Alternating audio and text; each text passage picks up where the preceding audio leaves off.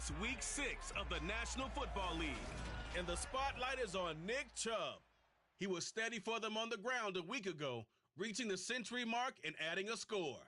It's the Browns and the Titans, and it kicks off next on Madden NFL 23. Just off the east bank of the Cumberland River and across the water from the Tennessee State Capitol building, there's a look at Nissan Stadium in Nashville. Today we've got a Week 6 matchup for you here between the Cleveland Browns and the Tennessee Titans.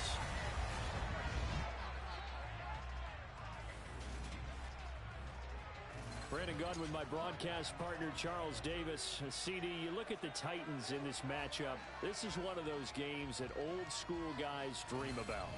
Absolutely, and count me among those guys because we got the #1 rushing offense in the league taking on the #1 defense in the league. And that, to me, says this is going to be a hard-hitting game. There's going to be one in the trenches. Partner, I'm already taped up. Maybe you and I should pad up for this one.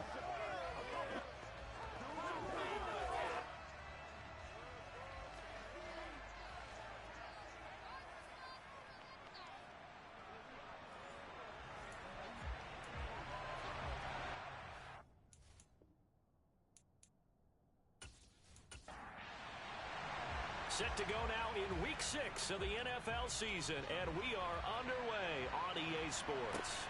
This will be fielded inside the 5. And he'll get it up past the 20 to about the 22. So here come the Browns for their first drive on offense. And they will be led out by their 6'4 quarterback. And I thought it was a really nice performance last week by him. 3 touchdown passes. I think that signifies exactly what he was getting done. He did have the 1 interception. But that's the ratio you say you're okay with, right? If you go 3-1, you're going to be pretty happy over the course of the season. And let's face it, he'll never blame the receiver publicly. But behind closed doors, he probably told his agent, hey, what's the deal? I should have had a perfect game. They start on the ground with Nick Chubb. And a short pickup to about the 25. A check on the numbers for Chubb from a week ago. 19 carries, 117 yards, and a touchdown. I think he's exactly where he wants to be coming into a game, partner, because he has to still be riding the momentum from last week when he broke the century mark in rushing and had one of his best individual efforts of the season. I would expect that there's more from him on the way after that type of a game, and I know his teammates and coaches, they feel exactly the same way. On 3rd down, he'll drop to throw. And this time he's got the hook up. It's complete. 14 yards, and it's a Cleveland first down. Well, that certainly has to feel good. And it's not all the time that the play caller should get all the credit. Sometimes I think in the huddle, the quarterback just says, hey, who's going to make a play for me? I just need something right here. And the end result there, nice first down. Drive keeps moving. So here's a 1st and 10 at the 38. He'll look to throw. And that's caught by the tight end, Bryant. Give him a gain of 5 on the completion, and that'll make it 2nd down.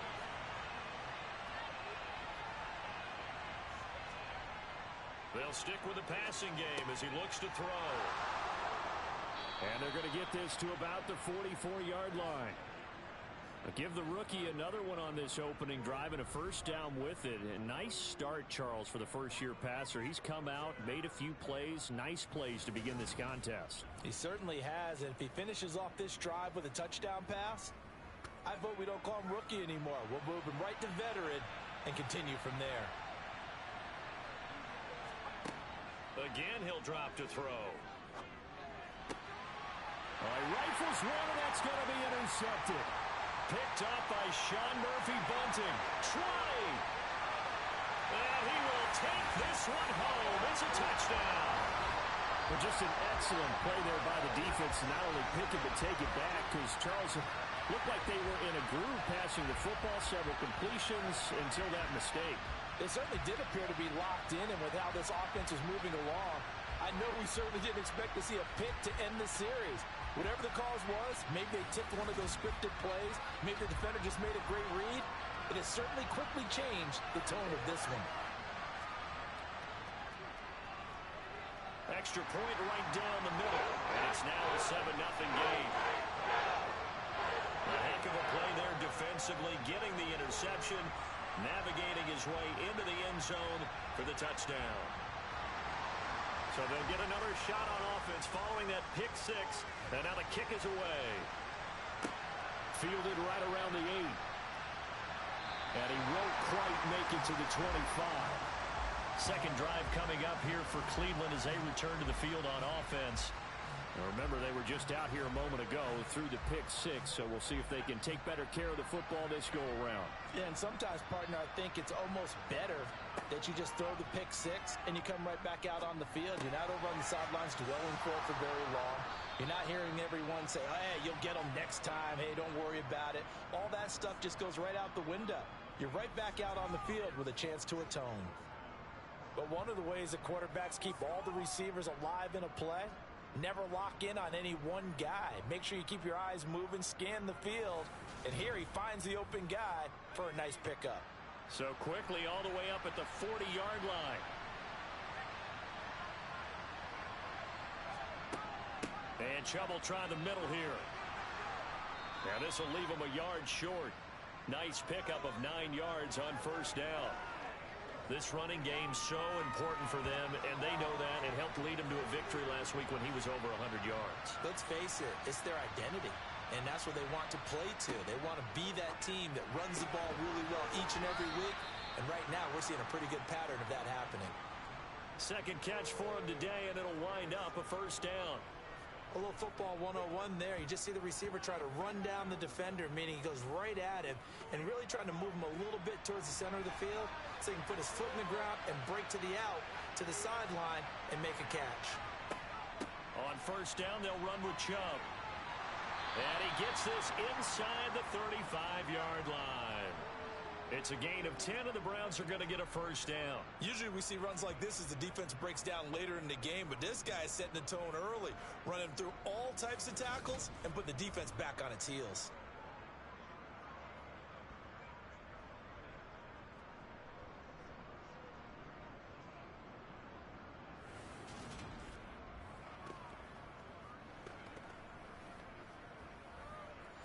From the 34 now, here's first and 10. They run again on first down, Chubb. And they're going to stop him right at the line of scrimmage. Just no cutback lane to be found whatsoever. Second and 10. Back to throw now on second and 10. Oh, he's got a man wide open, complete. And he's going to have another first down as the tackle's made at the Titans' 15-yard line. Big yardage there for the Browns, 18. I tell you what, it looks like he's shaking off that pick six just fine. It's not just defensive backs that have to have short memories. Quarterbacks utilize that as well. A much more confident throw right there.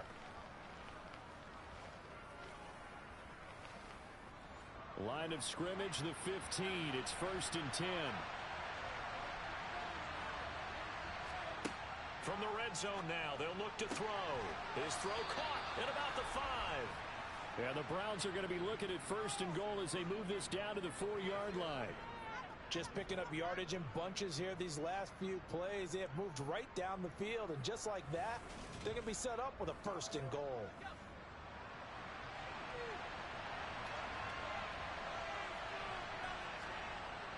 They'll run with Chubb.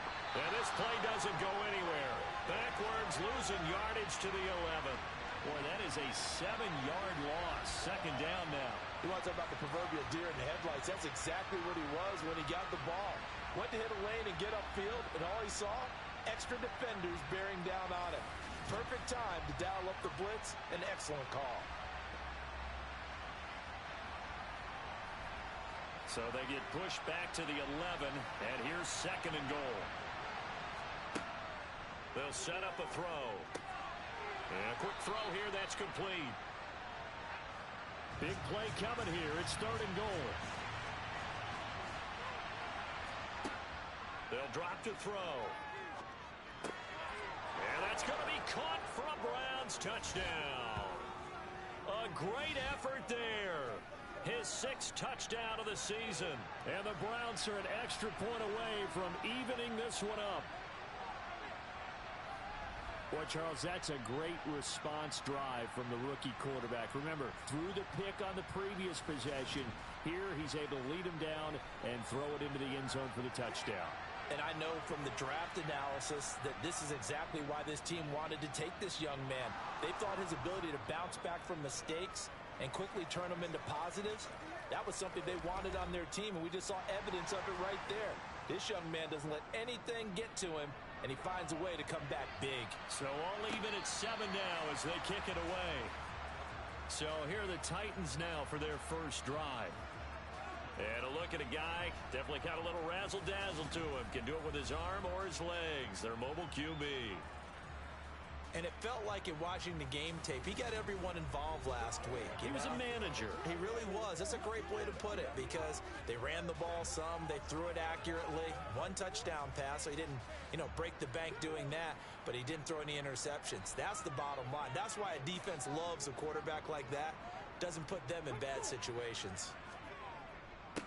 They'll start on the ground. It's Derrick Henry. And he is going to be stopped cold behind the line of scrimmage.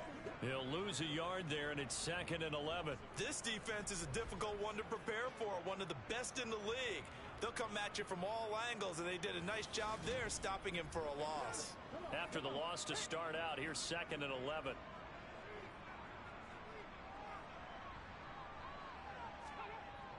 The play action fake. They'll look to throw. They'll roll him out right. And this throw will be intercepted. Picked up by Jeremiah Owusu-Koramoah. And the Browns are going to take possession of the football. Partner, have you ever heard the story of Icarus in mythology? That's the guy who flew too close to the sun and had his wings melted. That was our guy right there. Keeps pressing it and pressing it. Finally, on that throw, he paid the price with that turnover.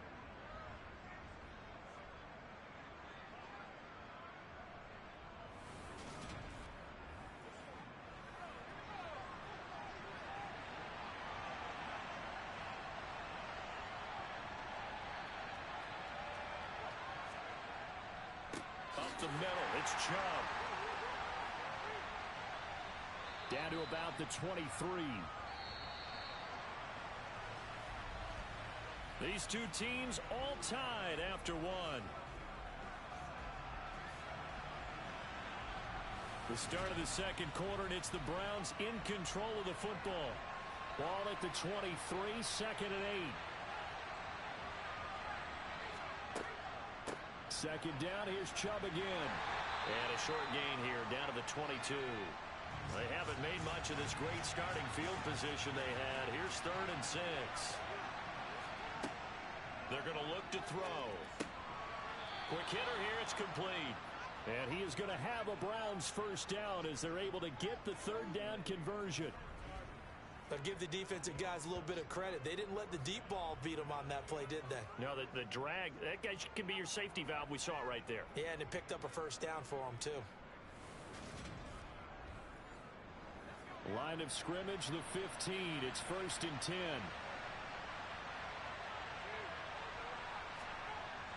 Looking to throw. He'll get this to Chubb out of the backfield. Touchdown! Nick Chubb, a 15-yard touchdown grab. And the Browns have moved out in front. Charles, every time that he makes one of these plays, I think the front office, they get a bigger and bigger collective smile because they feel more confident that they have found their guy, their future at quarterback. And they should feel that way. It's obvious he's a big part of why they have such a good record this season. You're right about the bright future as well, and by association, a bright future for the franchise, too. Extra point by York is up and good. And that makes the score 14-7.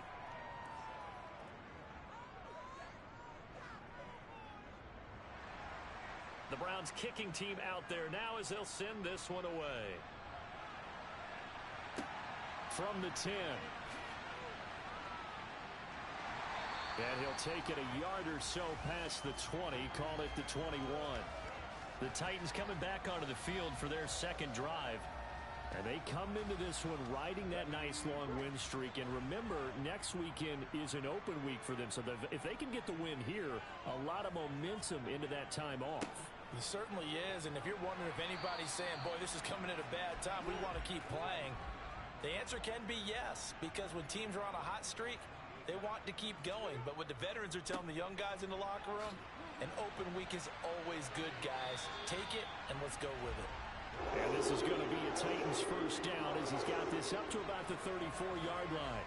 The Titans at 3-2, a game over 500 here to start the season. And they coming on a pretty good roll here, winners of 3 straight. And I thought that they played pretty well last week. Their execution, their discipline, their resilience, all on display in that victory.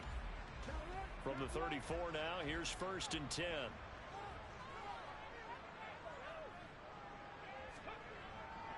They'll run it again with Henry. And he'll fight forward on the straight-ahead running for just a couple of yards. 2nd down. Now they'll switch it up here and look to throw. Dancing to his left. And a big loss here as he's taken down. Multiple players combined for their team's first sack of the game.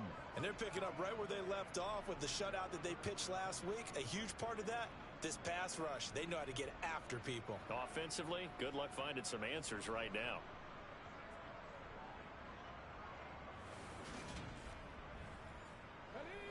And some secondary help here for the defense in the nickel on 3rd and long.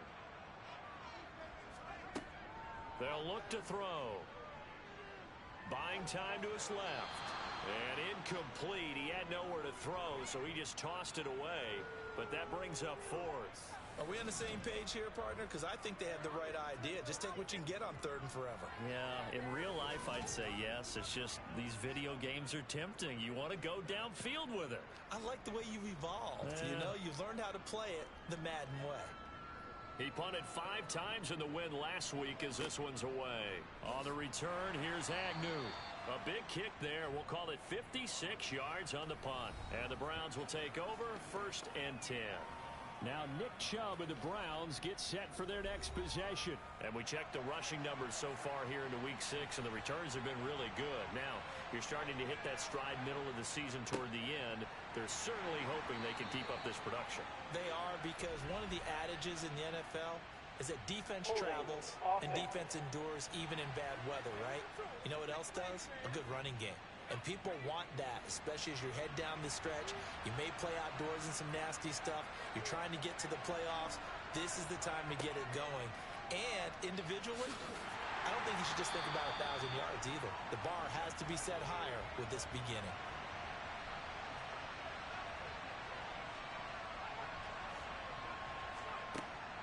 Now they'll throw here out of the gun. Dumps this to his running back, Chubb. And he'll be tackled at the 23 after a gain of 3. The defense was ready for the back to leak out and even had a second player waiting to double him up. If you're going to commit to doubling a back, you better prevent a completion, but give him credit. Extra determination, extra effort, turn it into a successful play.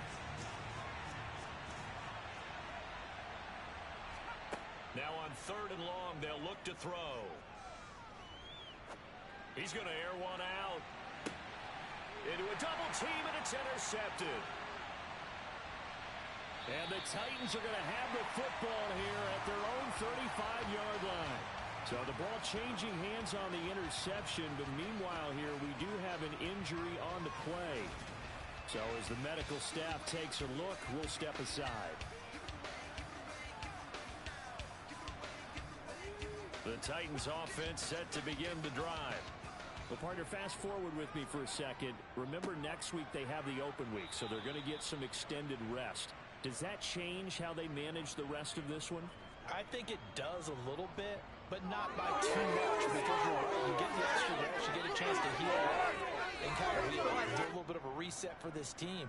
But it's also 7 extra days to think back to the last time you were on the field. So now, a little more importance on what they're getting done, because they carry it with them for essentially 2 weeks. A loss of a yard there to start out. That leads to a 2nd and 11. He'll drop to throw. And he's got his man on the out route. And he'll be out of bounds, but able to get it up past the 45. First down, Titans, gain of 12. All that practice time came to fruition on that play. All those timing routes that they work on through training camp, OTAs, minicamp, and just regular season, they got it done on that one. An outcut, ball was delivered, and picked up the completion. Kevin Stefanski consulted with his guys above, and they've told him, throw that challenge flag. Did he keep those feet in bounds? That's the question they've got to decide. And I got to say, watching it in real time, it was awfully close. Yeah, it certainly looked like a heck of a catch because he didn't appear to bobble it, which could complicate things. But even with the benefit of replay, that's pretty tight. Well, here's the call. So the challenge there does not go their way. This will indeed remain a completed pass.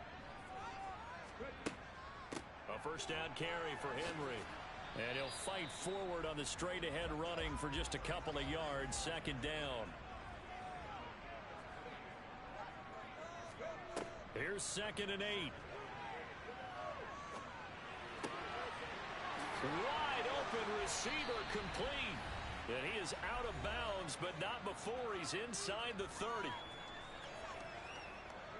Coming up at halftime, I'll go from one personality, that's you, Charles Davis, to another one in Orlando, the coach. He'll have stats and scores from around the NFL. You and Jonathan Coachman both larger than life. No doubt about it. But you're stuck with me in this booth, yes, and he's miles away and smiling. And happy. It's a short one here, complete to the tight end. On 3rd and 6. Back to throw again. And oh no, it's incomplete.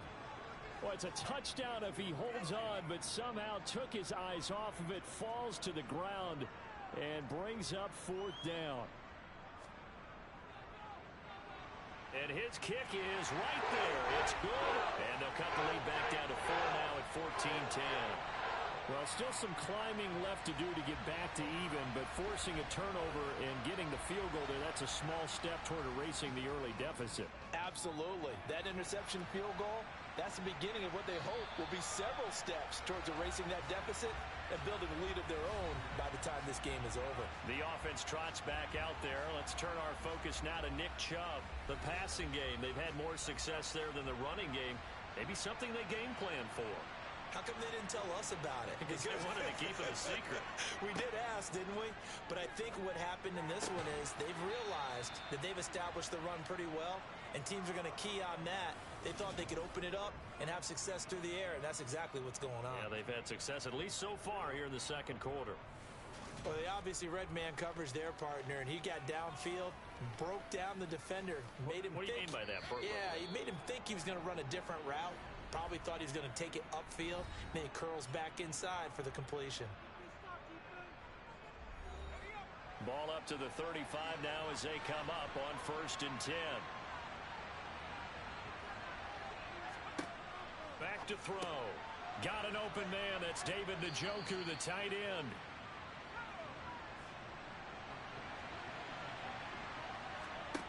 Second and 4. Right back to Njoku. The Browns will quickly use their 3rd and final timeout as the clock will stop with 21 seconds to go here in the first half.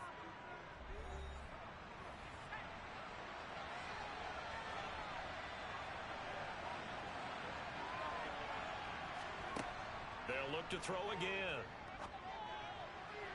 And that is incomplete. So 17 seconds now on the clock here.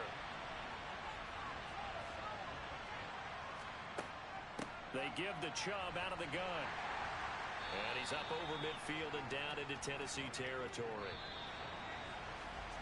So we come upon halftime, and it's the visiting Browns with the lead. As we'll head down to Orlando, that's where we find our man Jonathan Coachman at our EA Sports Halftime Report. Coach. All right, Brandon, thanks. A few teams starting to rise to the top as it's time to take you around the NFL here in Week 6.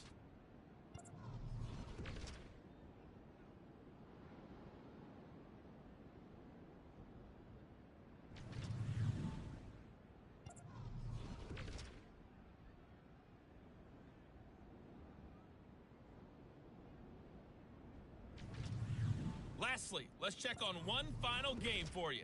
And you can see they are scoreless as they play the second quarter.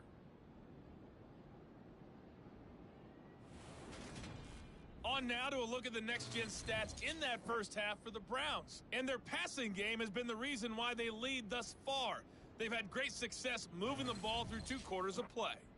And meanwhile, for the Titans, we check on their numbers on the ground in the first half, as they know they'll need to be better to overcome this halftime deficit. Okay, Coach, thanks as always. This one's still anyone's game as we welcome you back for quarter number 3. And he will not bring it out. It's a touchback. The Titans getting set to go here to begin the third quarter. As they begin their second half here, Charles, offensively, not where they want to be, obviously. They're losing in this ball game, but very much within striking distance. We'll see what adjustments they make in the second half. Is that the old glass half full, half empty type of a deal? Which way do you want to look at it? Because you're right, they're down on the scoreboard, but they're definitely opportunities now, because if they want to go ahead and get going in this one, get back to the running game. I think there are going to be some places to go with it, and I think the offensive line will appreciate the chance to fire out and hit people. That's a good point, because they virtually had nothing going in the ground game in that first half.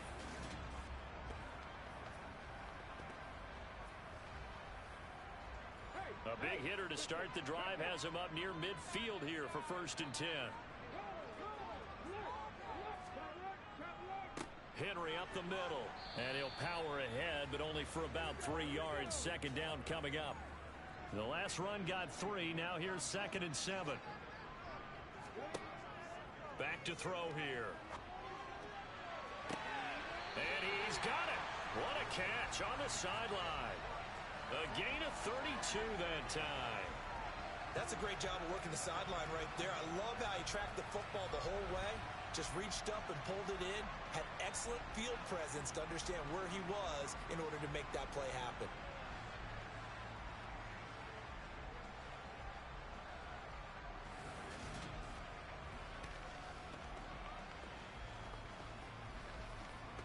So the big play means just like that, they'll operate from the red zone now on 1st down. Running from the gun with Henry. And the reinforcements come in as they're going to stop him behind the line. A full 5-yard loss that time. It's going to make 2nd down pretty tough. This defense is just flat getting after it. They have not given up much of anything in the run game. Case in point right there.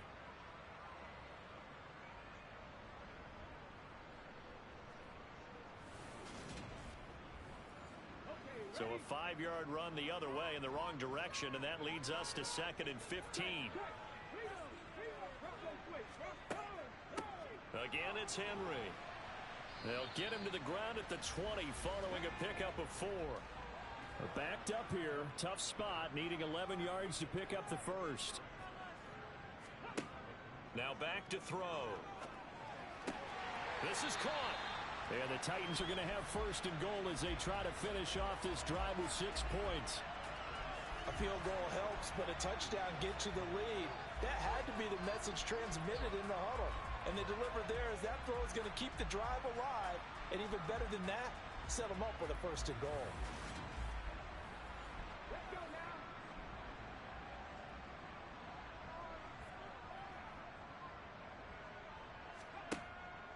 Henry is in. Touchdown, Tennessee.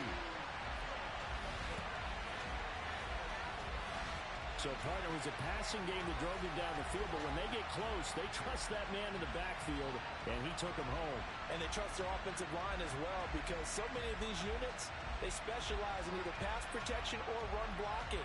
This group shows its versatility and gets both done on this drive.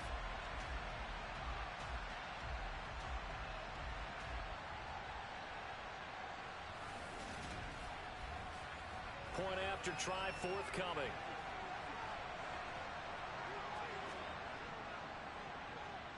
It's good, and they'll take a 17-14 lead. So the drive winds up going 75 yards in 7 plays. And Derrick Henry able to finish it off with a touchdown run. Out is the kickoff unit as they run up and send this one away. from the 6. And able to get this across the 20, but not much further as he's dropped it to 23-yard line. Here's the Browns now. They get set for their first possession of the third quarter. And, Charles, it feels like we're set up for a good second half here. Came out of the locker room, one-score game. Now the lead has already changed hands. Well, this offense, they've got an opportunity right now to take that lead right back. Yeah, and it feels like you're going back and forth almost a little bit like a tennis match, right? And we're just, our heads just keep moving. Which side has it? Which side's going to score? How are they going to go out doing it? A little bit of a challenge for each side trying to match each other. 4 yards the gain, and it'll bring up a third down. They are in need of 6 yards here if they hope to move the chains. He'll look to throw. Looking left side, he's got it, complete. And he is going to have a Browns first down as they're able to get the third down conversion. I don't care how many times we see it. I still get a kick out of watching quarterbacks and receivers do the pass tree in pregame warm-up. But I always remember that when we go to practices, we see that after practices as well. They really tune it up, don't they? They tune it up. They know why they do it for these situations. First down. And they build that trust, and that's why they're able to find him in this type of a situation. From the gun, it's a give to Chubb. And not able to break away this time as they're going to stop him right around the line of scrimmage. 2 yards the loss, 2nd and 12. I think this running game, or should I say lack of one, is making this defense look better than what they really are. So the first down run lost a couple. Now they come up 2nd and 12. They'll set up to throw. They set up the screen to Chubb. And he is going to lose yardage here. It'll be a loss of 2, maybe 3 on the play. And they're going to face an uphill battle here on 3rd and long. Heck of a play there to get to him quickly and get him down for a loss. I think they did a really nice job getting ready for this game, scouting, watching film, and understanding defensively what the play design was.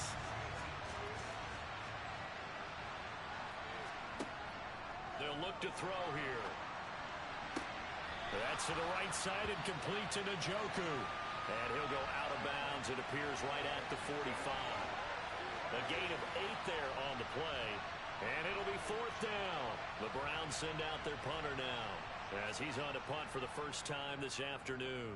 They only punted twice in the win last week as he gets this one away. And this one hits at the 3 and then bounds into the end zone for a touchback.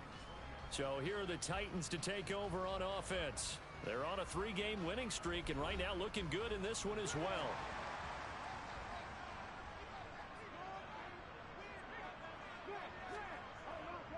They begin with Henry. And he stopped right at the 25 after a gain of 5. After the pickup of 5, here's 2nd and 5. He'll look to throw. Over the middle, it's complete. And he's taken down, but able to slip across the 35. Second catch for him today, and it'll wind up a first down. Well, that's always a good place to throw it just because he's one of the biggest targets not only on this team, but in the National Football League. And you and I both know the quarterbacks love these large-bodied tight ends, and why not? Nowadays, they're really wide receivers who are just taller and have a little bit more weight. These guys catch the football, make big plays downfield. In the old days, we wanted them to block. Now coaches want them to catch the football first. Firing quickly here, and that's complete. 6 yards the pickup, and that's a first down. Many different ways to create space, but on that play, he did it with that big, wide body of his. Didn't get a whole lot of yardage on the play, but it did what it was supposed to. Pick up a first down. Inside handoff, Henry. And he's down right around midfield after a gain of 2, maybe 3. And as they come to the line, they will not be able to get off another play as time has run out on this third quarter. You're watching the NFL on EA Sports. Back now in Nashville.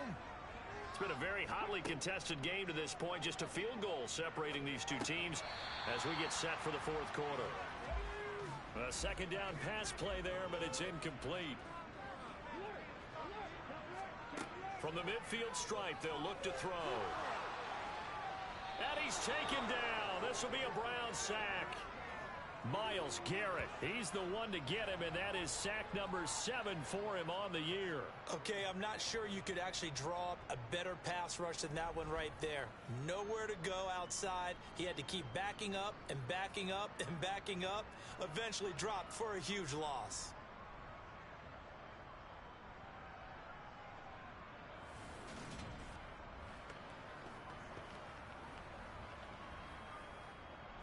Here's Ryan Stonehouse now as he'll kick it away for the second time.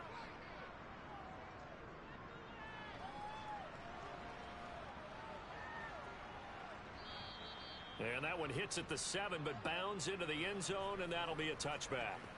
Here comes the Browns offense back onto the field. Their defense accomplished step 1 of the mission. They forced the punt. Now they'll look to erase that deficit and take a fourth quarter lead. They'll come out throwing here to start the drive. And he's going to be intercepted a third time. Picked by Kevin Byard. And he will take this one home. It's a touchdown.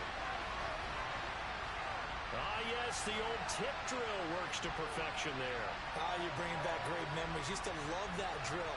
And a lot of times in practice, you work on it, not just one tip, but multiple tips, just in case the ball stays in the air for a while, having awareness and the ability to go up and grab it, and then you want to get some blocking support and end up in the opposite end zone. In that tip drill, what do you yell? For us, it was Oski. Okay, Oski was an things for interception. different teams. Different teams have different ways of doing it. I've heard bingo, jackpot. The worst I ever heard, though, was Frankenstein. You don't want it to be a too many syllable word. syllables. You want to get it right down and go. Oski is really the preferred word. Oski. So they throw the pick 6. They'll get another shot at it now as this one's in the air. Heading out as the Cleveland offense now as they get set to take over here. And we'll see if they can band back together after the pick 6. It hurt badly, but still within striking distance. A 2-score game with a good chunk of time on the clock. After the pick 6, they go right back to the air. And that one off the mark behind him. Incomplete. They don't get the hook up there. I mean, you really have to marvel at how precise he's been throwing the football these last couple weeks. Oh, that's a perfect word for it, precise. Because if you're at 70% or better 2 weeks in a row, you have a job as long as you want one in this league, won't you? I mean, let's face it, it's not just West Coast offense either. He's putting the ball downfield as well.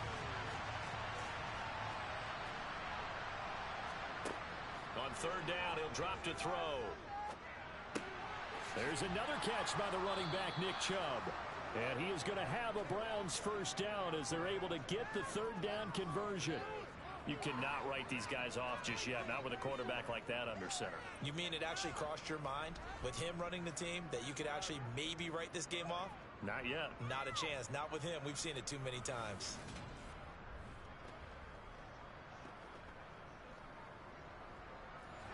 So signs of life in what's been a dormant offense in this second half. Here's 1st and 10. They go up the middle with Chubb. And boy, this defense again really making things tough on him as they stop him for no gain. Seems pretty obvious defensively a key was stopping the run game. How have they done it so successfully? To me, it seems that these guys really did a nice job of paying attention during the scouting report meeting. And you know, Brandon, when they do those, they talk about the top plays that these guys like to run. The best runs for the top running back. Those are the ones you focus on and want to take away. And they've done that pretty successfully in this game. He's going to air one out. And that will be incomplete. Well, they weren't scared to let it fly, but it falls to the ground and brings up 4th down. As expected, they're going for it to keep the drive alive. And he's going to pick up the Browns' first down as they manage to convert, and that'll keep the drive alive. Well, every drive from here out is definitely crucial and critical. They know that they need to get at least 3 here to get it back to a 1-score game. But I can't imagine that in their huddle that they're thinking at all about getting a field goal. They want to get into the end zone and then try and get the ball back again. So this offense able to convert on 4th, and now a fresh set of downs here. 1st and 10. Handoff comes to Chubb. A good gain again. That's now 31 yards combined on those last 2 plays. We'll definitely see some open running lanes, and he's taking advantage of it right now, but that shouldn't be a surprise. Defense has the lead. They're playing for the pass first.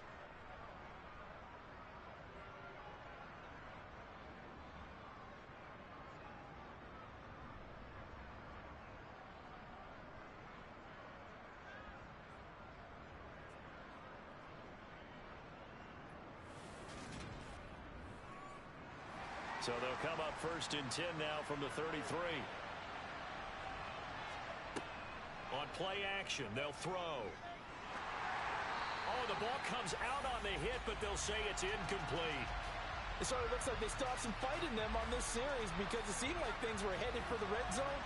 But if this defense gets 2 more stops, they can keep them out of that area. Now a throw here, hauled in. And he's going to be taken down at the 28-yard line. They'll set up a throw. And that will be incomplete. So here we go. Maybe the biggest kick of the game forthcoming. From the right hash. This from 45 yards away. York able to send this one through. And this is back down to a 7-point game. All right, so they needed 2 scores to get back in the game. The field goal there, maybe not exactly what they wanted, but the necessary first step. There's still time remaining, and there's enough time to get it done. They've got to get it the least a 3-and-out here to get the ball back, preferably a takeaway. And he'll go down as this drive will start at the 25-yard line. Tennessee offense set to go again. Right now clinging to a 1-score lead, Charles, and I think operating within that 4-minute offense with a little less than 4 minutes to go applies here, right? It certainly does, and that means the playbook is still wide open. But you are a little bit more careful about what you're calling. You want plays that are going to gain yardage, how would you say it, consistently, right? You don't need the big shots downfield, but make sure the clock continues to run. Pile up the first downs, and the goal, end the game with your quarterback kneeling down at the end, and you still have the lead. And they work this well upfield across the 45. That one covers 24 yards. It's a first down. And these guys certainly are not hiding what their intention is. They're absolutely showing it. They're definitely not going to sit on this lead here in the 4th quarter.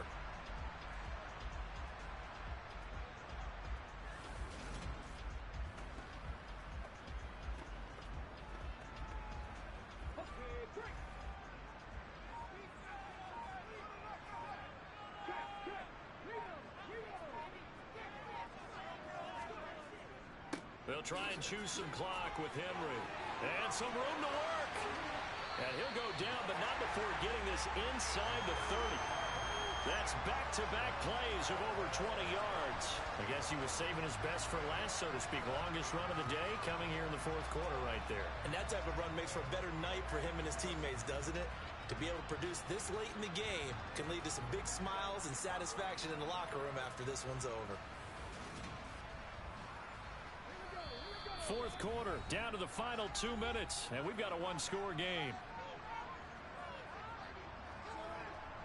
So the Titans in possession of the football here as we get you reset. They've got a 1st and 10 as they look to try and finish this one off. They keep it with Henry on 1st down. And now right out of the 2-minute break, we'll get a timeout used defensively with 1:56 to go. So 2nd and 9, and you'd have to figure just about all 11 probably crashing the line here. Henry will get it. He's been busy today. Now the Browns signal for the 2nd of their timeouts. That'll leave them with just 1 remaining in this 4th quarter of play. And for the Browns, a nickel set here on 3rd down. Looking to throw. And this pass broken up. Excellent coverage there on 3rd down, as that was not an easy one to hold on to.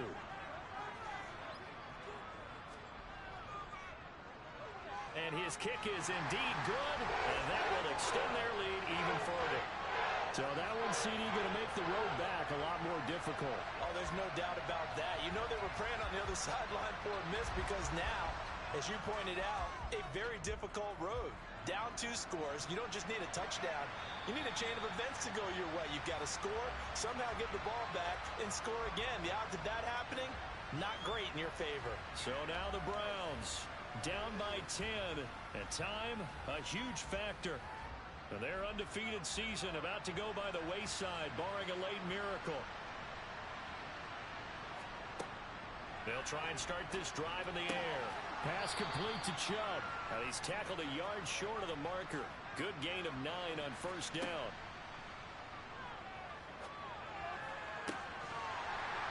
It's incomplete. Took a shot, couldn't connect. They tried to throw on second down, unsuccessful. Now it's 3rd and 1. Completes to Njoku. And he'll be touched down here, but not before he does pick up the first. First down now, but the clock continues to move. Meanwhile, the throw here is complete. And they'll get this down to the 42-yard line. First down now, but that clock rolling. Got a man, and he hits him in stride. And he's going to get this down near the 25. Again, he'll drop to throw. This is caught. And he takes this one into the end zone, and all of a sudden, here in the final minute, things get a little bit tighter. Extra point by York is up and good. And now things get a bit more interesting here in this 4th quarter. So still a chance with just over 20 seconds to go, but they need to get this one back, no doubt. And this is going to be recovered by the hands team. And that should just about put a capper on this one. 4th quarter, they felt like they needed the football back. Unfortunately, they couldn't get it. And I know we've brought analytics into the game, and someone has said here that the data says that when a team's expecting an onside kick, 80% of the time, the team expecting it, they do actually recover the ball, which is what we saw here. I just wonder if that number is much more of a anecdotal type of a number. Kind of like when the coaches tell us, well, when you score on special teams, 93% of the time you win the game. I'm still waiting to see that number is empirical. The Titans go victory formation down to a knee. The Browns will quickly use their 3rd and final timeout as they'll stop it with 17 seconds to go in the game.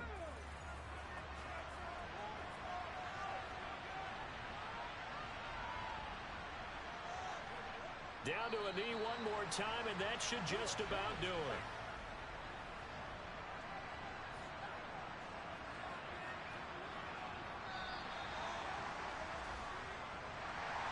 What a ball game this was. What an atmosphere this was. And the home team getting the late touchdown, getting the victory, and now everybody in this building can file away with smiles on their faces. And what do real estate people tell us all the time? It's location, location, location. So being at home, that can be a big deal because remember, they were down to their final chance to retake the lead. That home field advantage, I think it helped fuel all of what happened for them down the stretch. A huge win. So for the Titans, their good start continues as they get their record up to 4-2. And they'll be able to enjoy this one through the bye week before they get back at it again. Meanwhile, for the Browns, it'll be their first loss of the season. And they'll look to regroup next week as they head to L.A. to take on the Rams.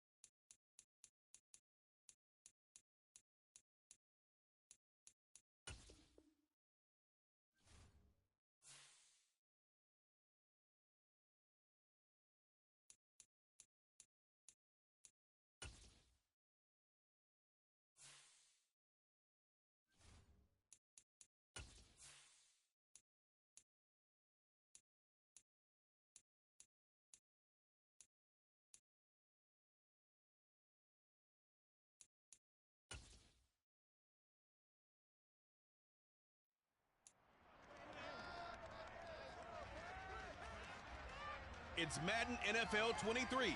And up next is Darius Slay. He got the QB not once, but twice last week with a pair of interceptions. It's the Eagles and the Patriots, next on Madden Football.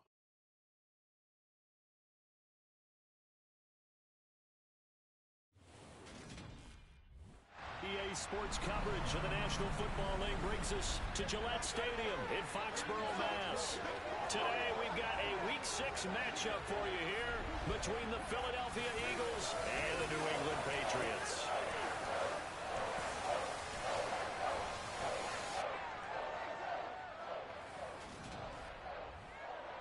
Alongside my good friend Charles Davis, I'm Brandon Gordon. Glad to be enjoying another week of football. And Charles, this is a contest that should make a former defender like yourself very happy, that's for sure, because we got a pair of top 5 defenses in the NFL squaring off, and opportunities to score, well, they figure to be extremely limited.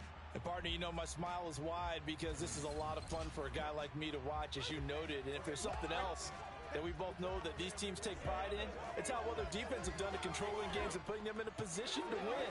Something else they're proud of, though, how high they rank in the league. And they're trying to use this game to move up in those rankings and become the top defense in the league.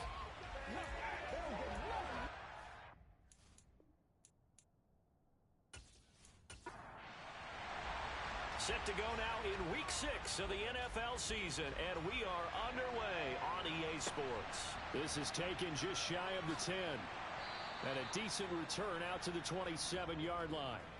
Philly's offense getting ready, and Jalen Hurts ready to lead them. The second-round pick who started his career at Alabama, then finished with an electric senior season at Oklahoma. Well, he did go 2-2 in the last ball game. Well, actually, he went 2-2-1, with the 1 being the victory. Yeah. That's the bottom line there. But wasn't it funny at practice? He threw one when we were watching, threw an interception, and the defense got on him a little bit, good-naturedly. But they're letting him know, you got to cut down those interceptions. We can't bail you out all the time. Yeah, 2 touchdowns, 2 picks. But as you said, they got the win in that effort last week. And his first pass here is going to fall incomplete. Open man is Goddard, the tight end. And they'll look to avoid an early 3-and-out here on 3rd and 4. Hurts sets up to throw it. Now he'll dump it underneath to his running back, complete. And he is going to have an Eagles first down, although it doesn't appear to be by much. He needed 4, and he got 4 on 3rd down. Well, that's how you use your safety valve, CD. He didn't appear to be the intended target, but they got it to him, and he was able to get just enough to pick up the first. And what a great example of where we are right now in the NFL, because if you're a running back, you're not just going to carry it. You got to catch it out of the backfield as well. Those combo guys, they're the ones everyone wants on their team. Now Brown, he lost the football, and it's picked up by the Patriots. And they get the football, they'll set up shop at their own 49-yard line.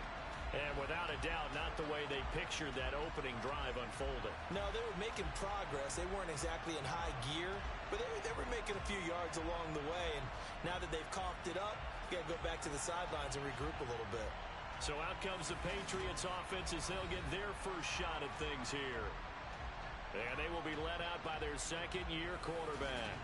His game last week reminded me of the old song, Accentuate the Positive. Because that's about all he did, right? Yeah. 3 touchdown passes, over 300 yards in the air. Receivers happy. And they got the win. Got the win. If you're a running back that likes to catch passes, they're happy as well. Big-time game. Complete. It's Henry. And they'll get this down to around the 47-yard line.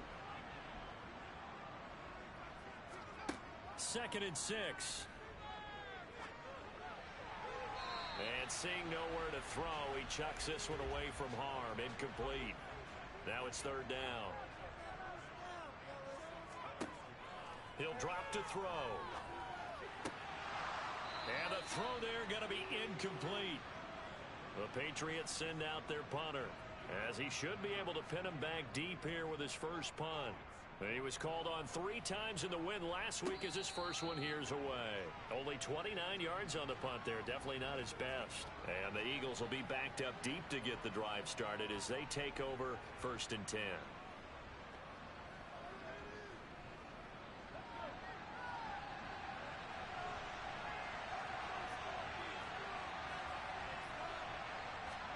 They'll throw on first down with Hurts.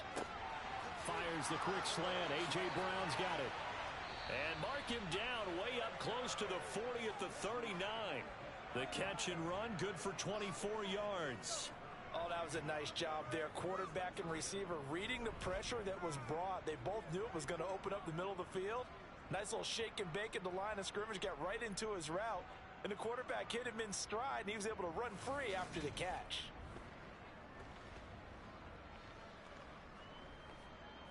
From up near the 40 now after the big play to start. Here's another 1st and 10. Hurts. He's going deep for Brown. And this one is incomplete. So after the incompletion on first, now 2nd and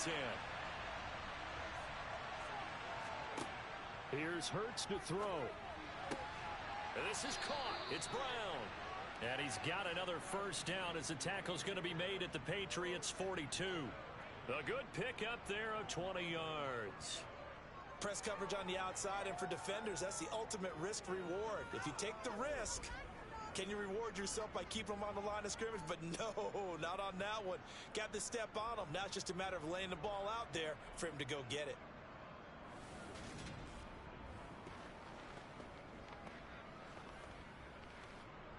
So into Pat's territory now. Here's 1st and 10 at the 42-yard line.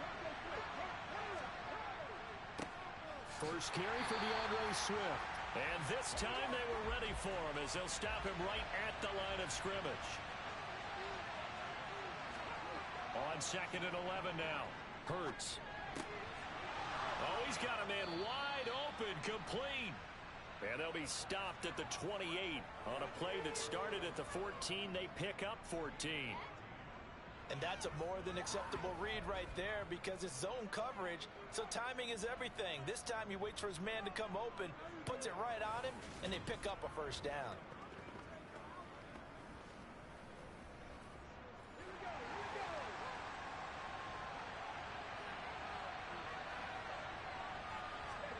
On first down, Hurts. He finds his tight end, Goddard. That's complete. These are his numbers from last week's contest.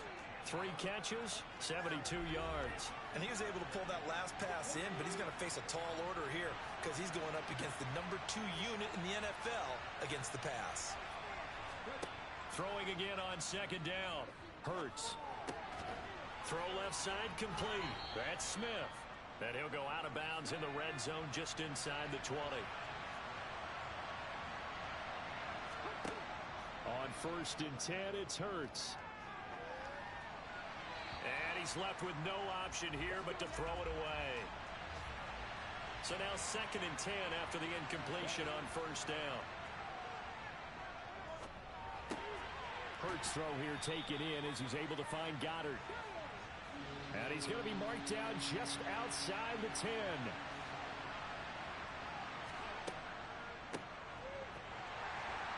And they'll lose yardage here. They go backwards to the 13-yard line. A loss of a yard, and it brings up 4th. A great job there by this defense. They give up the long drive, but in the end, it looks like they'll force a field goal attempt.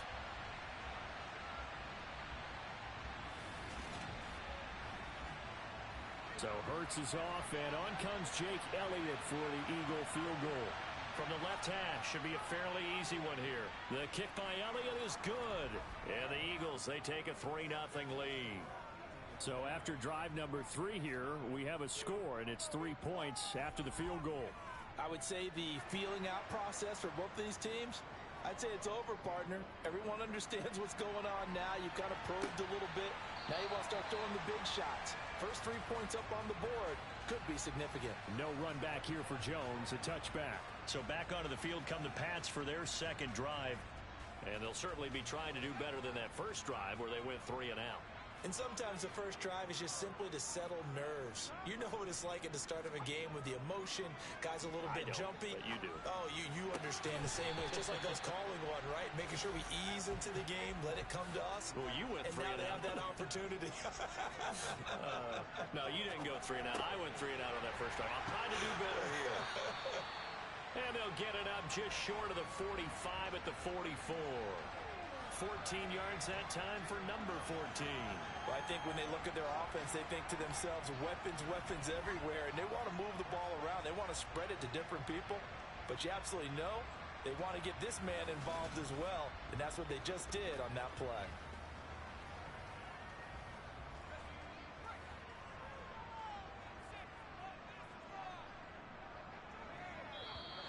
Now some movement before the snap. And we'll hear from our referee for the first time this afternoon. That flag accepted, and it backs the offense up a little bit. A false start backs them up 5, 1st and 15. Now a shotgun snap as they'll look to throw. Looking left side, and it's complete. And he is out of bounds inside the 35. A very solid gain of 27. Well, this is an awfully tough route to defend in man coverage because he lines up on the right and then runs a crossing route back to the other side of the field. So as a defender, you're not only trailing him the whole way, you're also looking out for your own guys to make sure you don't get yourself picked off. And then you can't catch up in time to prevent the completion. The first carry now for Dalvin Cook. And this time they were waiting for him as he'll be knocked down before he can get back to the line of scrimmage. 2 yards the loss, 2nd and 12. 3-0 after 1 on EA Sports. Start of the second quarter from Foxborough. It's the homestanding Patriots with the football as they've got it 2nd down and 12. They'll set up to throw, and caught by Henry. And he'll be taken down here just shy of the 30.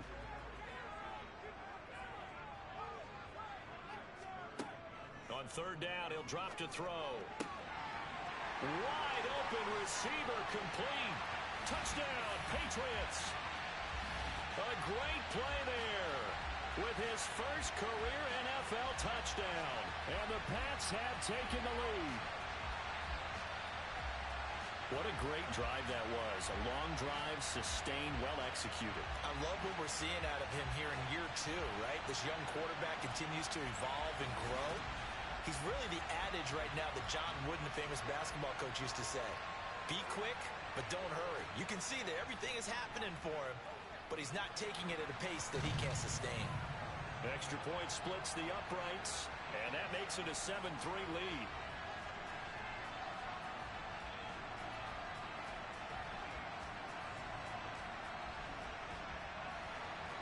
The kicking unit out for the Patriots as they send this one away. This taken in at the goal line. And he had no room to run as he's tackled down inside the 20. The Eagles coming out as they get ready. They are coming off the game last week, which a very interesting game. And Charles, ultimately, it ended in a tie. And that's difficult on teams because, let's face it, Brandon, they just don't know how to react. I mean, who does? Did you win? No. Did you lose? No.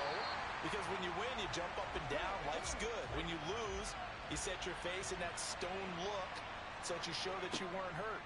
I think it's one of those things that at the end of the year, you find out just how you're supposed to feel about that tie. Did it help you or hurt you in the standings? Then you'll know what you really should have felt that game. Out of the gun now on 3rd down. And he comes back with one complete. And they will rally and stop him short of the 1st down. They get him to the ground at the 26. So they'll get 8 out of that completion. And that's going to make it 4th down.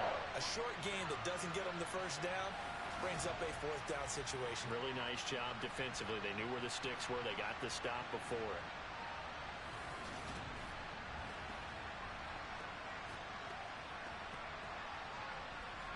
Here's Aaron Sipos out now to punt on 4th down. And deep to return it is Marcus Jones. Fielded at the 33. We'll call that a punt of 38 yards officially. And the Patriots take over. Out is their quarterback with this offense to take over once more. He had the touchdown pass on their previous drive, and they'll search for another score as they begin here with a 1st and 10. They'll come out throwing here to start the drive. And a quick throw here, that's complete. 8 yards to go on second down.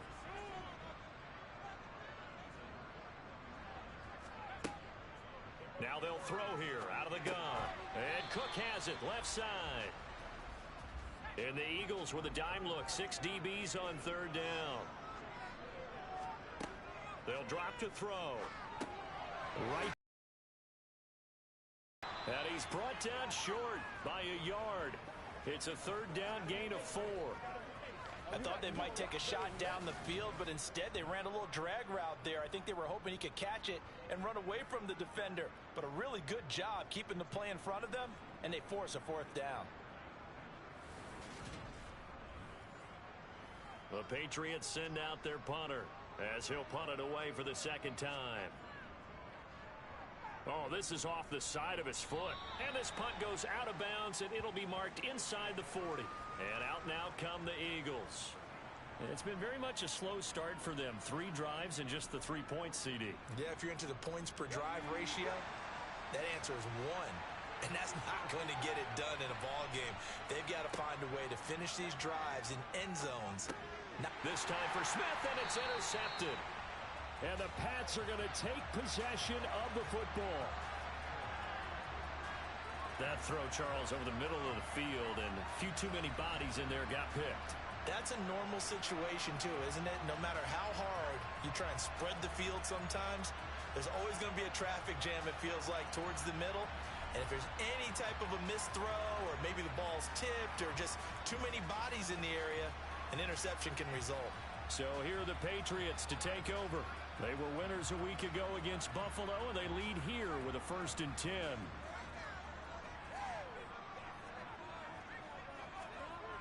They'll try and start this drive in the air. And the catch made by Hopkins. And he's going to be taken down at the 28-yard line. In so many ways, throwing the hitch route is actually one of the safer things an offense can do. Get the ball out to the receiver as fast as possible, hope he's got man-to-man coverage, and hope that his athleticism wins on the perimeter.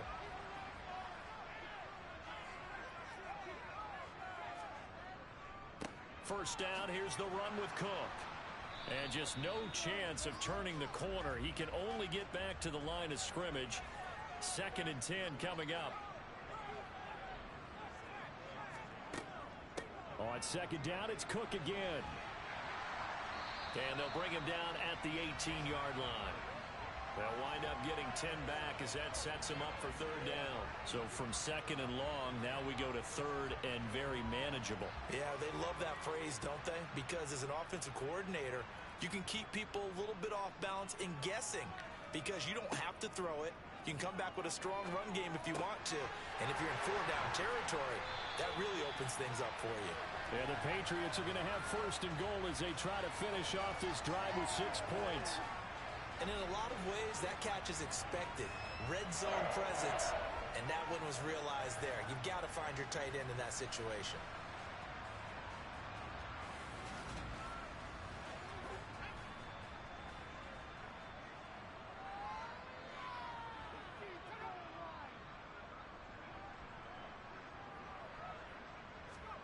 They'll look to throw. He's going to get the hammering for the goal line. He loses the football. And it's picked up by the Eagles. And a big turnover there as his guys will get the football back. Obviously, you got to hold on to the football, but I've got to give credit to the defense there. Good job of knocking it free. Yeah, because a lot of the time we just blame the offensive players for not taking care of it. How about the effort of the defensive players knowing that guys are going to, and if they're good, anticipate the contact coming and try and cover up the football. And they still find ways to knock it free. They'll start on the ground. It's Rashad Penny. And he gets this up just shy of the 15. Trying to escape the shadow of their goalpost. That helped. 10 yards. First down.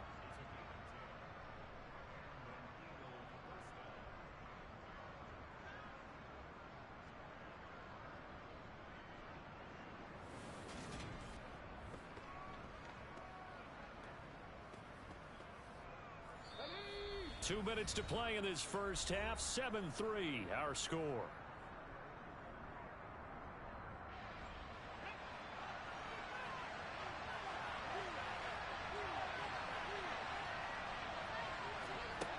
From the gun, it's Hurts. Over the middle, complete. That's Brown. And they'll get him down after a pickup of 8, 2nd and 2. Hurts trying to hurry up the offense. Hurts. And that throw behind his man. He missed him. Incomplete. After the incompletion, here now, 3rd and 2. Throwing is Hurts. It's caught. Smith. And up to the 35 before they're able to knock him down. First down now, but the clock continues to move. Throwing there, but this pass is going to wind up incomplete. An incomplete pass on first down. That leads to a 2nd and 10. Hurts sets up to throw it. This will be caught by Brown. And they're going to get this up to midfield. The Eagles going to take the first of their timeouts as they'll stop it with just over a minute to go before halftime. But whenever you call and run the hitch route, a lot of times that ball's got to be in the air before the receiver even turns around. That's the result of throwing it so many times in practice is really a timing route. Make sure that ball's out of your hands, and oftentimes the receiver turns around, and there's the ball. Nice completion there. Now another timeout called for by the offense as the stoppage will come with a little under a minute to go in this first half. This offense finding its legs now. Here's another 1st and 10. Throwing from the gun, it's Hurts. He's going to get that to Swift underneath. And they're going to get this down inside the 20. Well, they've certainly done a nice job spreading the ball around on this drive. This time he gets it out to his back, and it's another nice play and another first down. They've got the defense on their heels a little bit. They're reacting instead of being aggressive and making plays. Inside the red zone here, they'll look to throw. And that is incomplete. Oh, the coverage a little too good there, and it's 2nd down.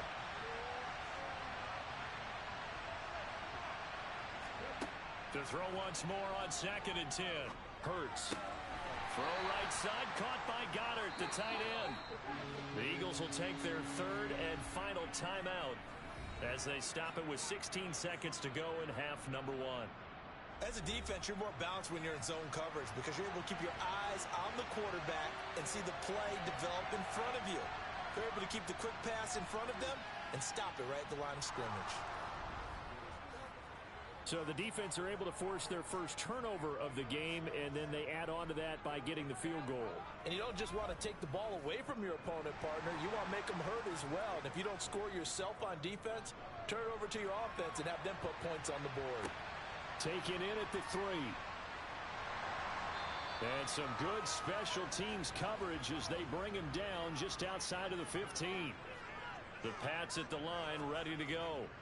And with 8 seconds on the clock, really not a lot of time to try to put anything together. And he still has yet to get on track in this first half as they're going to stop him behind the line. So we've reached halftime here at Gillette Stadium with the Patriots on top. As we'll send you down the coast now to Orlando, that's where we find Jonathan Coachman ready with our EA Sports Halftime Report. Coach.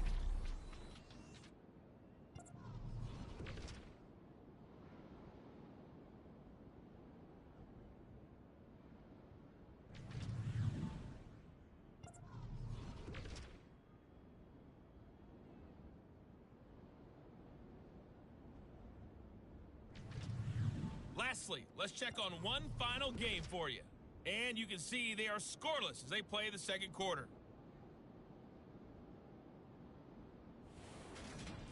Time now for a look at the next-gen stats in that first half for the Eagles. And they've had plenty of success throwing the football so far this afternoon, as they're on pace to throw for over 300 yards if their form holds. Meanwhile, for the Patriots, they weren't quite as successful throwing the ball as their counterparts were, but they still were able to move the ball reasonably well in that first half. Welcome back. Halftime over. We are ready for quarter number 3. Alongside Charles Davis, I'm Brandon Gaudin. This one fielded at the 5. And a nice job there on special teams to limit him to inside the 15 as he's dropped at the 14. For the Patriots taking over to start quarter number 3. This offense set to begin the third quarter. And, Charles, if they had a checklist of things they wanted to accomplish in the first half, certainly at the top of that list would be having the lead, and they've got that here. That's always the most important box to check, isn't it? But also, they've had some success in their passing game, so probably an empty box establishing the run. They're on pace for fewer than 100 yards in this one, so now they want to make sure that they get that going so they truly have a control in this ball game, and down the stretch, being able to be balanced, either throw it or run it, and try and win this ball game.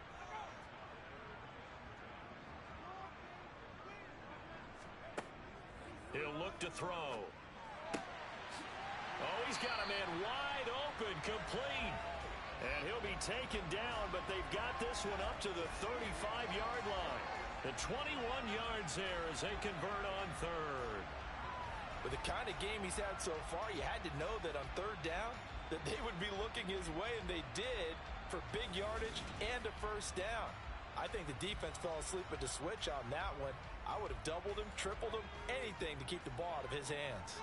Ball up to the 35 now as they come up on 1st and 10. Now a give running right, it's Cook. And he's going to have a Patriots first down as he's got this up to the 45-yard line.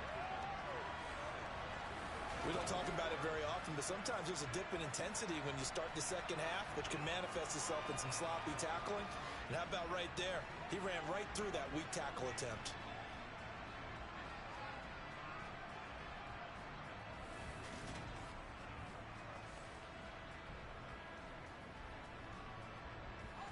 So after 2 first downs, they get another here. 1st and 10 at the 45. Here's Cook again. And he'll be brought down at the 50 after a gain of about 5. The first down run got 5. Here's 2nd and 5. From the midfield stripe, they'll look to throw. That'll be complete to Cook. And he has another first down as they'll get the ball down to the Eagles' 38-yard line. 12 yards there as they move the chains. It's taken a while for this offense to get going. A little creaky at the start, but they're oiled up now. A nice throw there, and they're really putting together a good drive.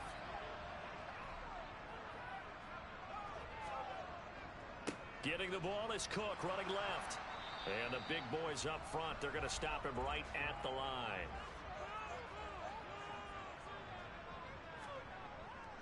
Second down, they go right back to Cook. And a short gain there down to the 37-yard line. A third down now. Those last 2 plays indicative of how things have gone for them. Just nowhere to go on the ground and struggling to put up points. Complete. Hunter Henry with a grab. And he has another first down as they'll get the ball down to the Eagles' 24-yard line. The drive stays intact with a pickup of 13. Whenever we talk about moving the sticks and controlling the football, there's a great example right there. Those are the third downs you need to convert to win football games. We're in the third quarter of this one, and this is a tight one. In order to maintain pace, keep the ball away from the other team, and put points on the board, those are the plays they need to continue to convert.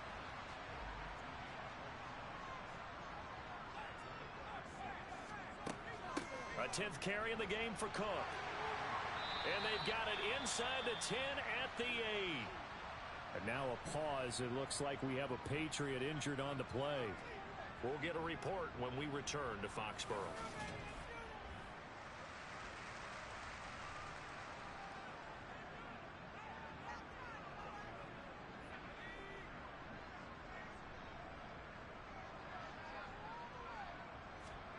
Looking to throw. And he's got his man in stride, complete. And they'll get this from the 8 to the 5. Pickup of 3. Here's a play fake as they set up to throw. And he just chucked that one out of bounds, out of everyone's reach. Maybe a wise call not to take a sack in this part of the field. It brings up third down. They'll look to throw on 3rd and goal. And he'll just toss it away. So he throws it away, and that brings up 4th down. And His kick here is good. And they bump the lead up to 4 now at 10-6. Well, looking at it from a defensive perspective, that keeps the deficit very, very manageable. You know, all things considered, not a bad job on the defensive side. I would say that you've pointed out something pretty good right there, and that is you actually have both sides happy with that exchange. You know, happy in quotes, of course. One team, hey, we've kept it within range. The other side saying, hey, we put points on the board and did stretch out the lead. Let's see how this one turns out. Yeah, still bottom line, though, 3 points for the opening drive of the third quarter. Hurts and the Eagles come up here 1st and 10 at their own 27. On the ground, it's Swift to start the drive. And he'll get what he can up the middle, 3 yards. That'll bring up 2nd down.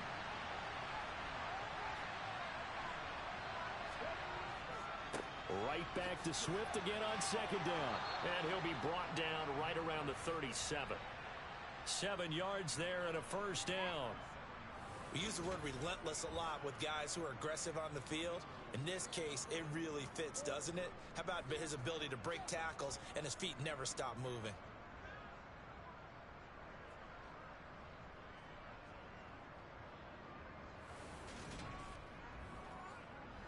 Under a minute to go. 1st and 10. Once again, it's Swift. And they will only muster a yard here to the 38. Here's 2nd and 9, just a yard on that last run. Hurts. Got his man complete over the middle. It's Smith. And he's got another 1st down as the tackle's going to be made at the Patriots' 45-yard line. 17 yards and a 1st down for Philly.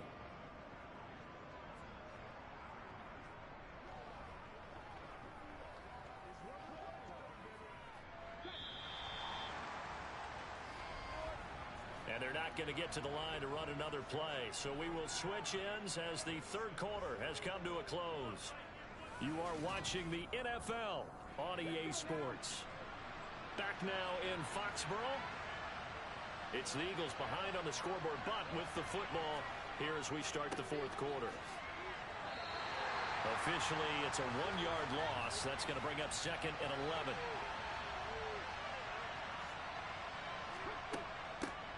Hands it off out of the gun. He takes this for about 6 down inside the 40. The Eagles on 3rd down. They've hit 2 for 4 thus far. This will be 3rd and 5. Here's Hurts to throw. And he will find his man on the outside. And he'll be out of bounds as he gets it down to the 30 there. 2nd catch for him today, and it'll wind up a 1st down. They've been moving the ball well, but this drive was in danger of stalling out. Fortunately, this is a nice throw here, and they're able to pick up a new set of downs. So 1st and 10 now from the 30. Back to throw here. Eluding the pressure right. And that one going to come up short. Low throw. Ball on the 30 as they come up 2nd and 10.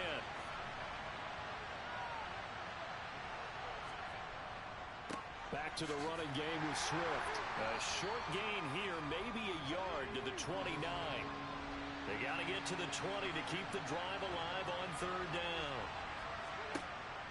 They'll look to throw here. He's going to find his running back. It's complete.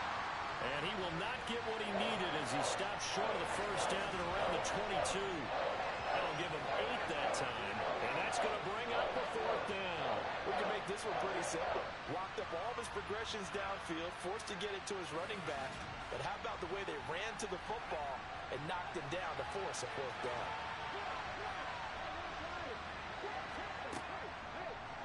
They're going for it with the option right. And he will be brought down at about the 6-yard line.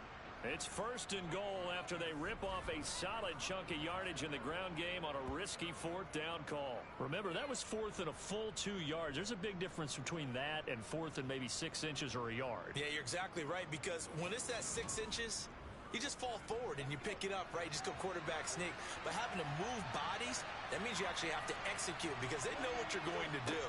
How are you going to make the right play call and get everyone into the right spot and win at the line of scrimmage. That's what they did there.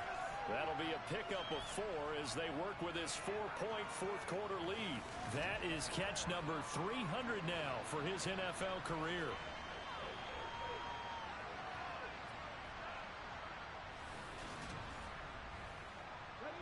3 red zone trips have yielded just 2 field goals for them to this point, so they'll be searching for something more on 2nd and goal here.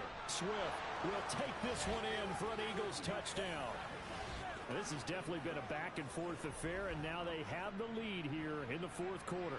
Yeah, and they gave up the field goal on that last drive, as we remember, but it felt like their offense told them, don't worry about it. We've got your backs. We'll come back with a touchdown of our own, and they did.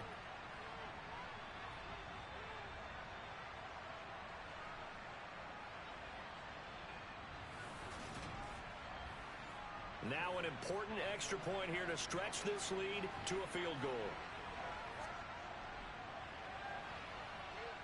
He's got it, and this is indeed up to a 3-point lead. So that one a 13-play drive in total, and it's culminated by a 2-yard touchdown run. Now after the touchdown, here's Elliott on to kick it away. And this will be a touchback as that sails over the end line. And now this offense comes back out onto the field. And they will be looking to answer the touchdown their defense just surrendered. Still a good chunk of time remaining here in the fourth quarter and a chance to regain the lead in a tight one. Here's Cook as they begin on the ground. Call it a gain of 4 on first, and that'll make it 2nd down.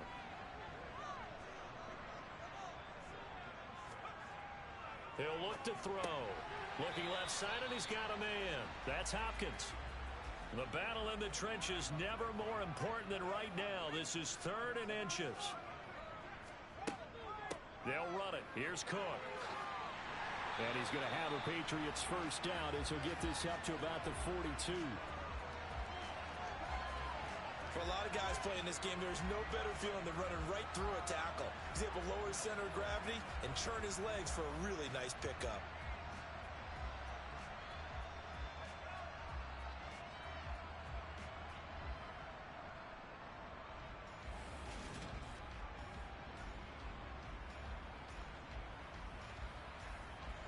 Following the good run by Cook, here's another 1st and 10.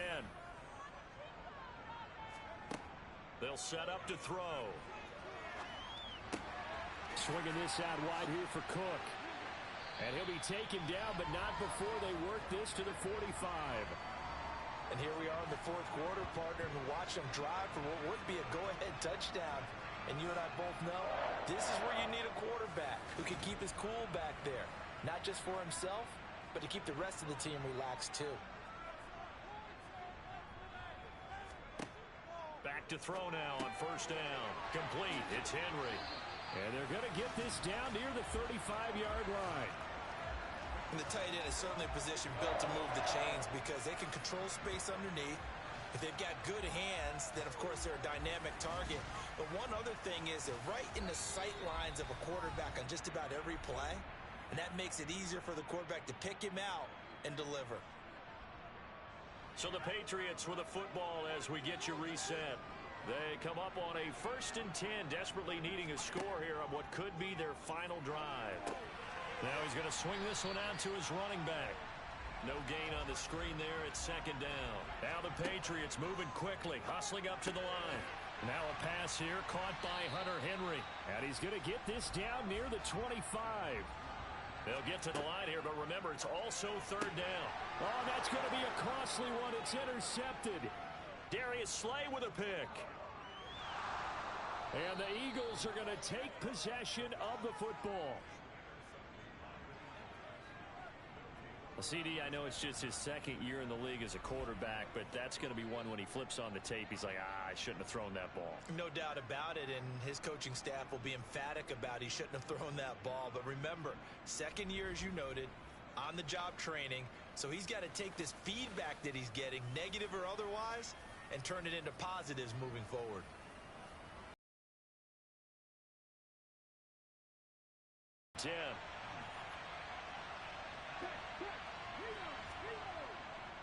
They will run straight ahead with Swift. And he'll go down at the 26 following a gain of 6. Now the Patriots going to use one of their timeouts as they'll talk things over prior to this upcoming second down play.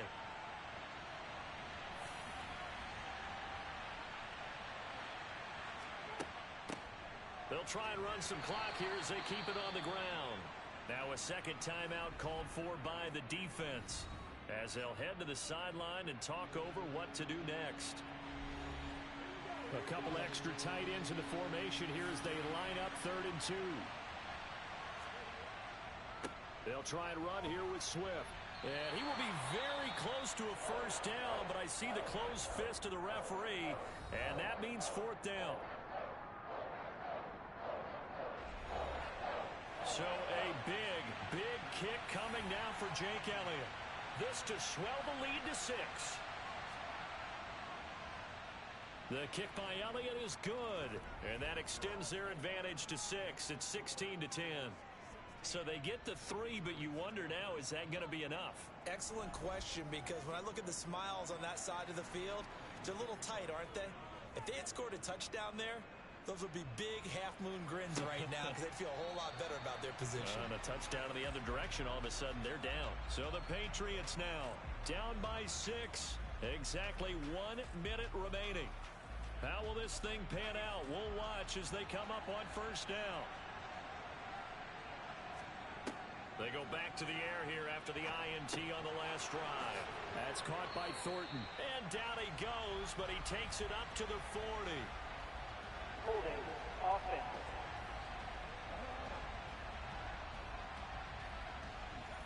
That one goes against Deion Dawkins. He'll look to throw. Now a desperation throw deep downfield. And he overshot him there. It's out of bounds, incomplete. So they'll come up after the incompletion for second down. They'll look to throw.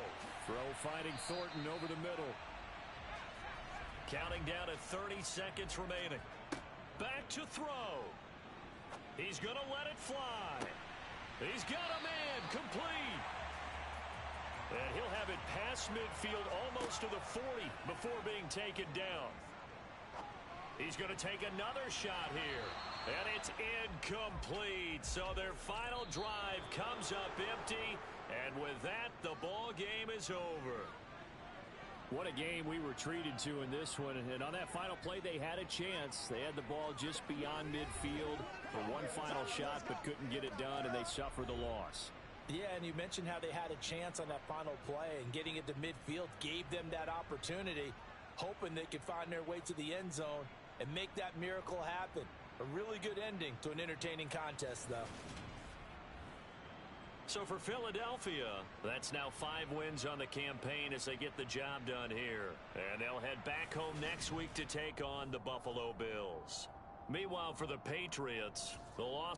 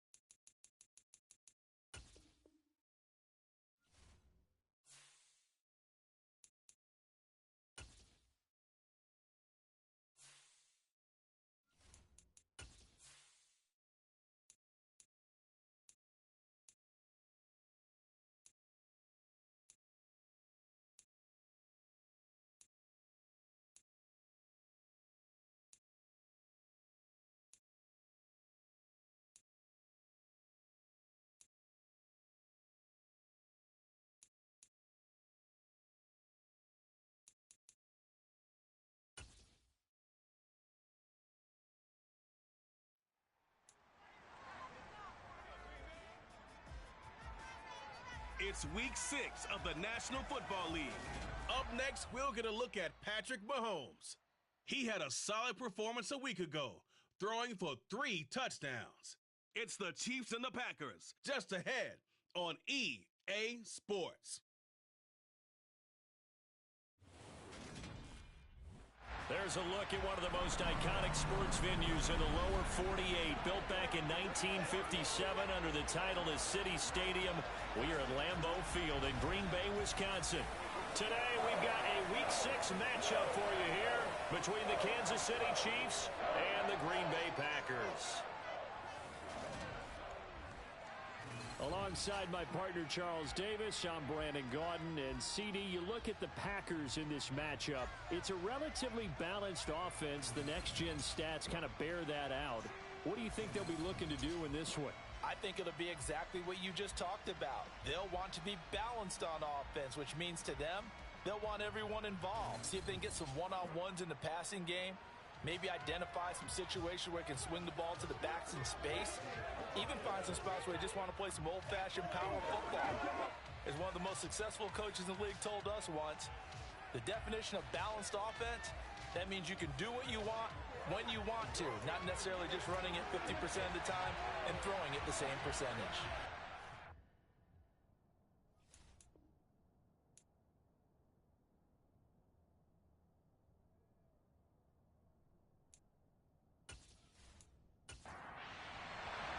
Set to go now in Week 6 of the NFL season, and we are underway on EA Sports. From a couple yards deep, he'll bring it out of the end zone. And no alley to be found. The coverage was solid, and he's dropped at the 18. The KC offense set to go, led as always by the gunslinger, a former MVP in this league. It's Patrick Mahomes. I love just about everything about him. Love his game, love his makeup, love his moxie, one of my favorite words. This guy's a competitor. Gritty, tough, you name it, he's got it. But he did throw an interception in last week's game. That contributed to a loss. And despite the fact he threw 3 touchdown passes, he's going to be out there redoubling his efforts and trying to play better. Throwing at the outset, here's Mahomes. Caught on the right side by Jones. And he'll get this up to the 30-yard line. 12 yards on the gain. A great start for this offense. Just the first quarter, but tackling going to be so important going forward. They've got to limit plays like that. And that's something when you see it happen early in the game and they don't get him on the ground, you can always tell that they were concerned about it going in. Because I can just tell you from my days, I remember being in college and worrying all off-season about our season open opponent, and they had a receiver that could shake and bake with the best of them. I tackled him on the first pass of the game, and the relief was incredible. I ended up having a pretty decent ball game. But if I'd missed him, it would have been a long night. And he slips up past the 45 before being tackled. Back-to-back receptions for him, and it's another first down. To win any route, you've got to break down the defender, and that's exactly what happened here on this really nicely executed curl route.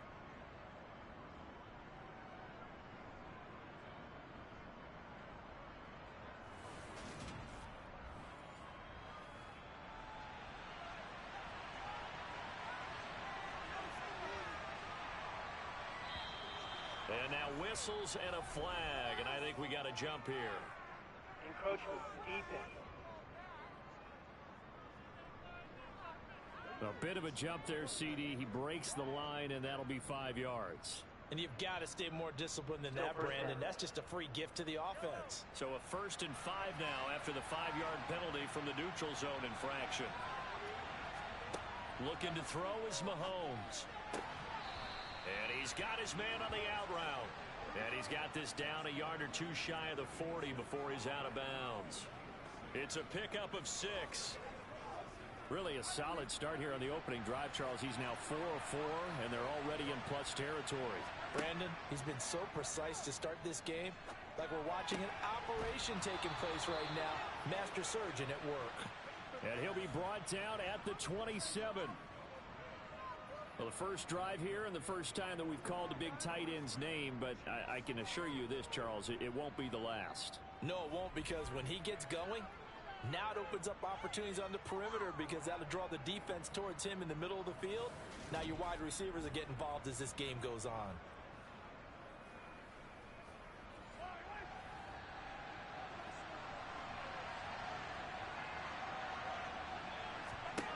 Now it's Mahomes again. Looking for Jones, and it's intercepted. Picked off by Jair Alexander. And the Packers are going to have it here just past the 25. Well, that is a quick lesson on how difficult this defense is to throw against. An interception on their initial drive of the ball game. Now we know why their offensive staff spent the entire week awake trying to prepare for this one, because you can't totally shy away from throwing the football. But at the same time, you're looking at them and going, where are the weaknesses? How are we going to move it? One of the top defenses in the NFL for a reason. We just saw one example right there.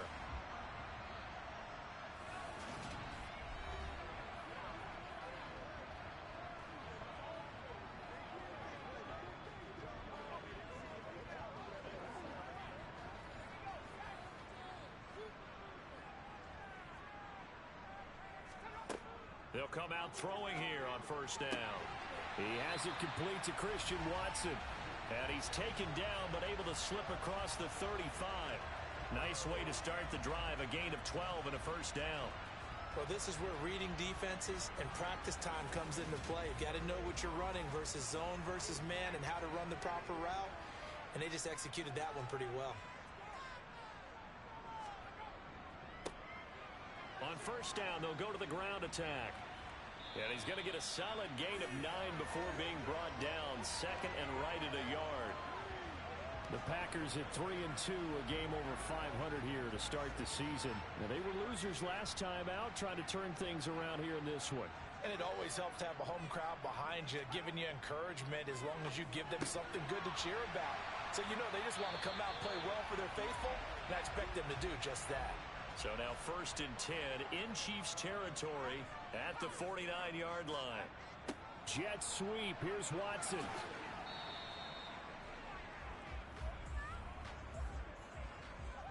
Holding offense. Now the offense knew it. They were already starting to walk back as that one is accepted. Now they'll throw here out of the gun. And Reed with it over the middle. And the tackle going to be made at the 38.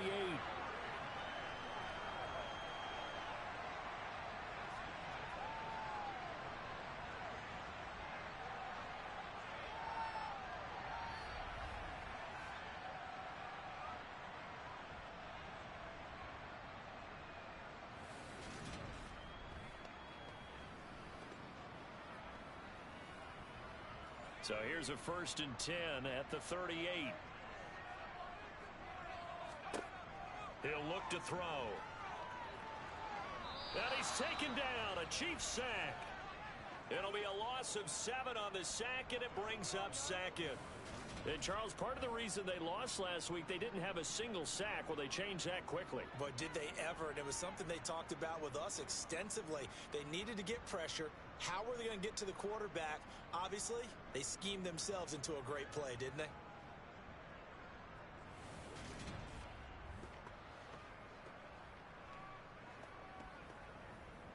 Don't need it all back at once, but you figure they're going to need something here. 17 yards to go on 2nd down. Back to throw. And Watson has it right side. And he'll be hauled down at about the 30-yard line. Really been an ideal start for them. They get the turnover on the opening possession. Now here they are moving the ball straight down the field on their first drive. And that feels good, but you know on their side of the field all they're thinking is finish this drive off because they took it away, right? So now you got them back on their heels a little bit. Now go down, put a touchdown on them. Look out. You've won the mental battle early in the game, and that may carry over for you. No gain there on the play, and that's going to leave them with a 4th down. I know that speed is the hallmark of today's NFL game, but the key to good rushing defense is still having your linebackers set the edge.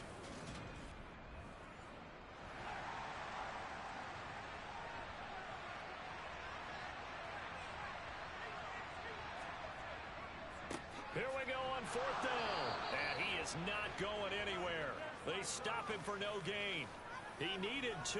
He barely got back to the line of scrimmage. And the Chiefs defense comes up with a stop.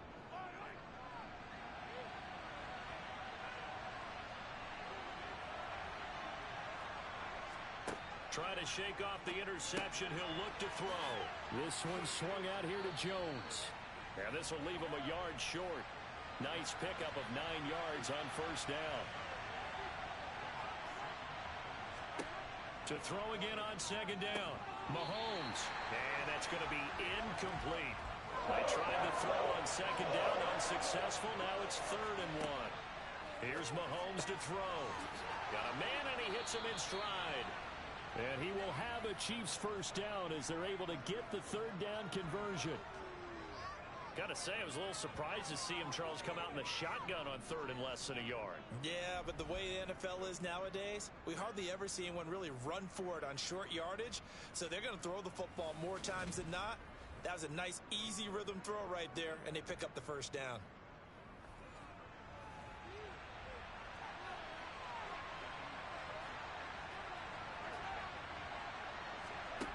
Again, they'll throw with Mahomes. And that is caught on the right sideline, but out of bounds, says the line judge. The throw took him a little too far at second down. To throw on 2nd and 10. Mahomes, complete to Jones. And he'll be taken down as that will take us to the end of the first quarter of play. We're scoreless after 1. The Chiefs with the football as we start the second quarter, as they've got it with a 3rd down coming up. Now here's Mahomes. And that is incomplete. Here's the Chiefs punter now, as he'll come on to kick this one away. They punted 3 times in the loss last week as he sends this one away. And a nice job here to down this one right on the 5-yard line. That punt was near perfection as it checked up inside the 5-yard line. You never know where these things are going to go, do you? No, what was it? You got a John Heisman quote about that, yeah, right? He said the football is roughly a prolate spheroid, which means it's going to bounce funny, and you never know where it's going to end up.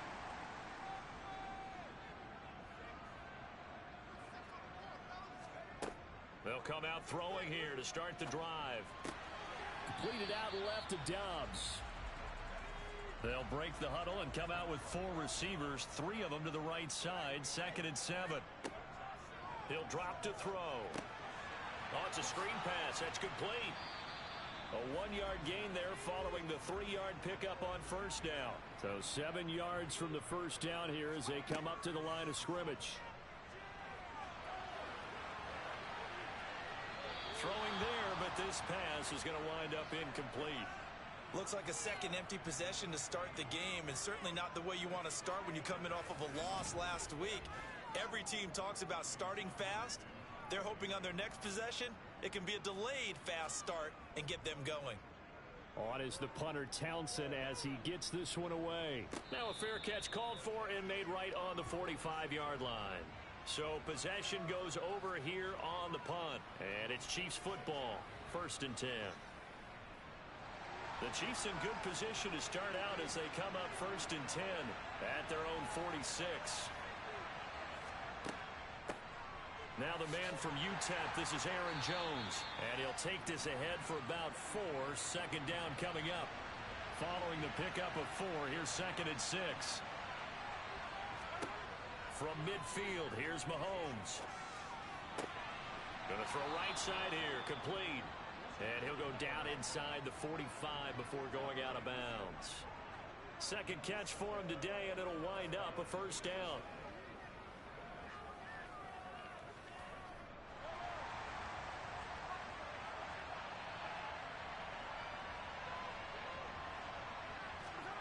From the gun, it's Mahomes. Wide open receiver, complete. And he goes down, but not before getting this inside the 25. They go right back to him for 20 and a 1st.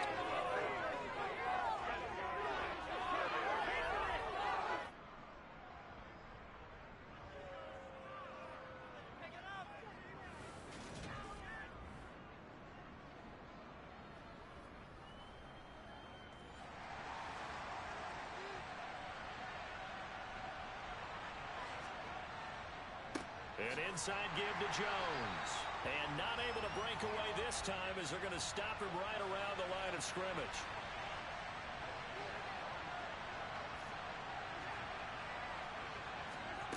Now Mahomes throwing on second down. And this one incomplete. Oh, he couldn't hang on to it in the end zone, and that's one that'll haunt you.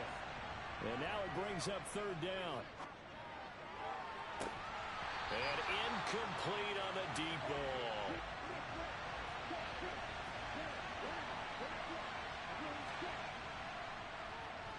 Butker's kick here is good, and the Chiefs are out to a 3-0 lead.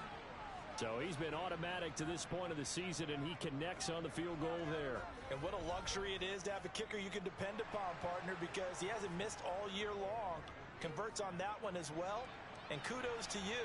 You didn't jinx him. Fields it right around the goal line. And some good special teams coverage as they bring him down just outside of the 15. And Green Bay getting ready to go as they take the field.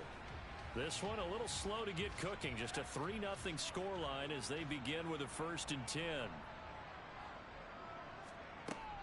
Here's a play fake as they set up to throw. And he slings one that's incomplete. After the incomplete pass, here now is 2nd and 10. They'll drop to throw. This is caught. It's Christian Watson. And they'll get it all the way up about 5 yards shy of midfield. 28 yards the gain there on the catch and run.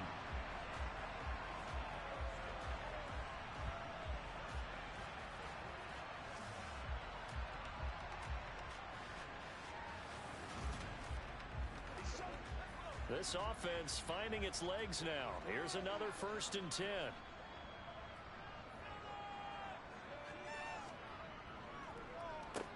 One back in the backfield, he'll get the carry. And they're going to stop him right at the line of scrimmage. Just no cutback lane to be found whatsoever. 2nd and 10. Back to throw now on 2nd and 10. Quick hitter here, it's complete. And they'll get him down on the other side of midfield.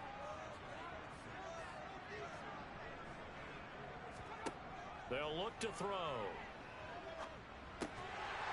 And now a fumble. The ball's out, and it's picked up by the Chiefs. And his crew will take over at their own 45-yard line. We have seen this before, and we know coaches preach about this and work on it all the time. Catch the ball. You know there's going to be some traffic somewhere. They've got to put it away and secure it as they try and get downfield. So here are the Chiefs to take over. They've got the lead here, trying to make amends for that loss last week against the Denver Broncos. They start this drive now 1st and 10. And now, as with every potential turnover, they're going to take a second look at this just to make sure.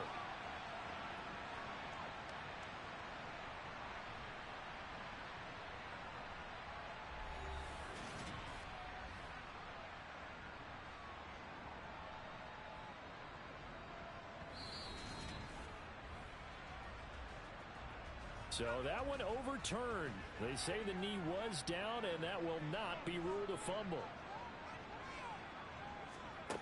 They'll look to throw here on 1st down. He's going to loft it deep right sideline. And that's going to be too high. Out of bounds and incomplete. 1:58 left to play till we hit halftime. So 2nd down, still 10 yards to go. Ball on the 43. Back to throw again. Now swing pass for Dillon. And he'll go out of bounds right around the 40. The line to gain is the 33 on 3rd down. They'll look to throw again. Catch made by Watson on the out route. The Chiefs will use the first of their timeouts as they'll head to the sideline and talk over what to do next.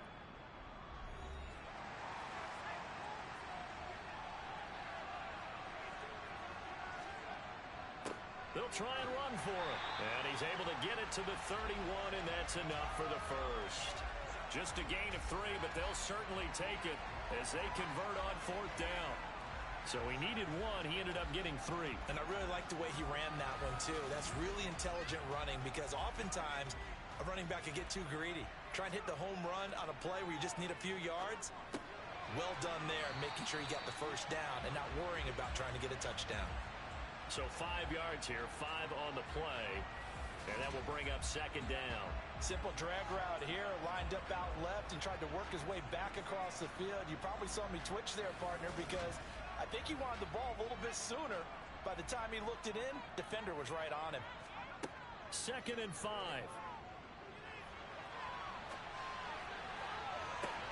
That's going to be caught. And it's a Packers touchdown. Christian Watson, his 4th touchdown on the year. That could be an important swing right there. Touchdown in the final minute of the half to take the lead. And I like the point you just made there. Could be an important swing because now that they have the lead, if they can carry that into the locker room at the half, they'll feel really good about what they accomplished in the first 2 quarters. Tyler Bass on for the extra point attempt. And this is up and good to make it 7-3. So that one a long 11-play drive. And it was all capped off by a touchdown catch from Christian Watson. So the Packer kickoff team set to go as they will kick this one away. And he won't return this one. He'll go down to a knee, and they'll start at the 25.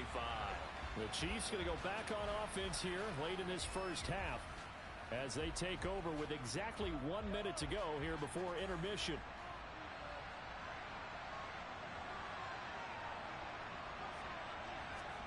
Throwing on first down is Mahomes. And he will find his man on the outside. And he's able to get this one up to his 30 before he's out of bounds. Looking to throw again on second down. Mahomes. And this one caught by Travis Kelce. Now another timeout called for by the offense as they get the stoppage with a little over 50 seconds to go in the first half. Caught on the right side by Jones. The Chiefs will try and get to the line quickly. Mahomes to throw once more. He'll find Jones again, complete. The Chiefs quickly now going to use the last of their timeouts as the clock will stop with 21 seconds to go here in the first half. And let's see, the Packers defensively 6 DBs, so a dime look on third. Could play coverage or bring pressure. Well, Mahomes can't get away, and down he goes.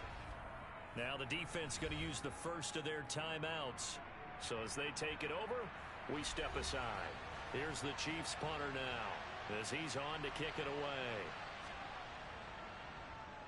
44 on his first punt, and this is a good kick as well. And he'll get credit for putting him inside the 20 as the fair catch is made right at about the 19-yard line. The Packer offense ready to get their next drive underway. And with 10 seconds left, not really enough time to put something together. And he is brought down at the 22 after a gain of 2, and it brings up second down. So we've reached halftime here in a 4-point game as we send you down to Orlando where Jonathan Coachman has our EA Sports halftime report. Coach. All right, Brandon, thanks. A few teams starting to rise to the top as it's time to take you around the NFL here in Week 6.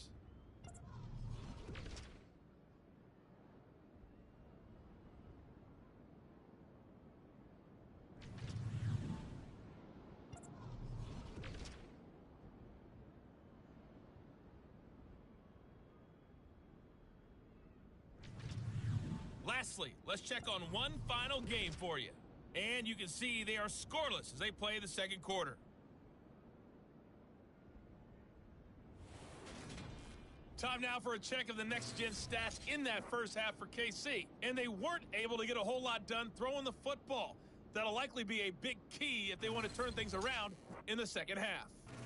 Meanwhile, for the Packers, they too didn't throw the ball as well as they would have liked. And I think both teams would say there's room for improvement in the second half. All right, Coach, thanks. Yeah, both teams likely to make some changes in what's been a closely fought battle to this point. Nixon elects not to return it, and this comes out to the 25. So here are the Packers now to take over. They were losers last week to Carolina, but they've got the lead here as they begin this drive 1st and 10.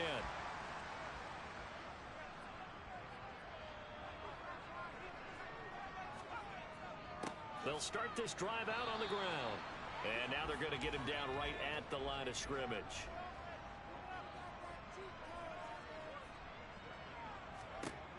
Now he'll look to throw here on 2nd and 10. He'll complete this one to Watson. 9 yards, and that leaves him just short, so it'll be 3rd and less than a yard. From the gun, they'll try to run it. And he's able to get the first before he's taken down at the 36. That's quite a spot there for his first carry of the game, but obviously they had plenty of faith in him, didn't they? No question about it. And here, why not go with the fresh legs? Able to push forward, pick up that first.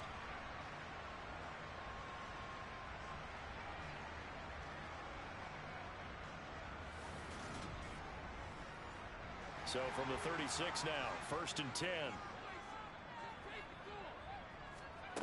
They're going to look to throw. He's going to rifle one deep left side. He's got him in. Complete.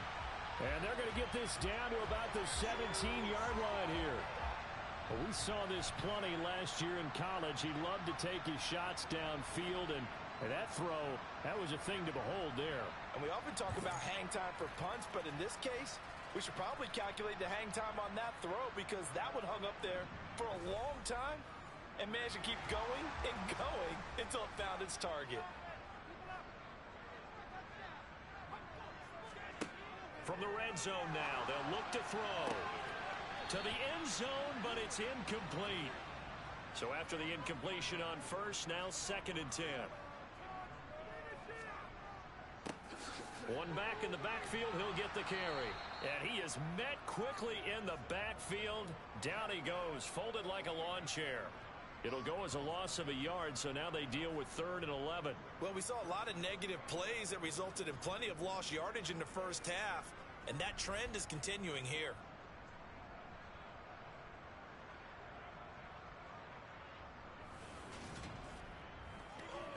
7th play of this drive coming up, but a long way to go on 3rd down.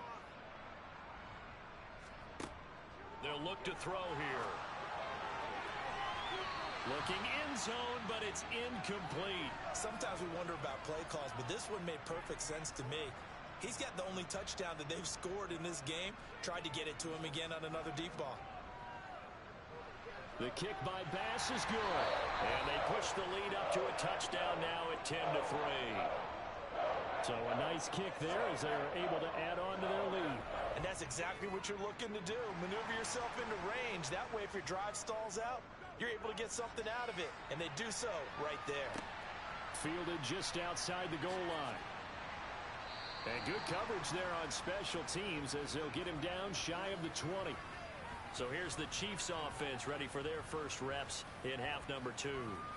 And their deficit a little wider now than it was at halftime following the field goal a moment ago. But the goal is still the same because you know they want to come out, establish a rhythm in the second half, and get going. Make no mistake about it, though. Kicking field goals, not in their game plan. They need to get the ball in the end zone. Boy, left that first defender grasping at air as he winds up getting a full 8 yards on that play.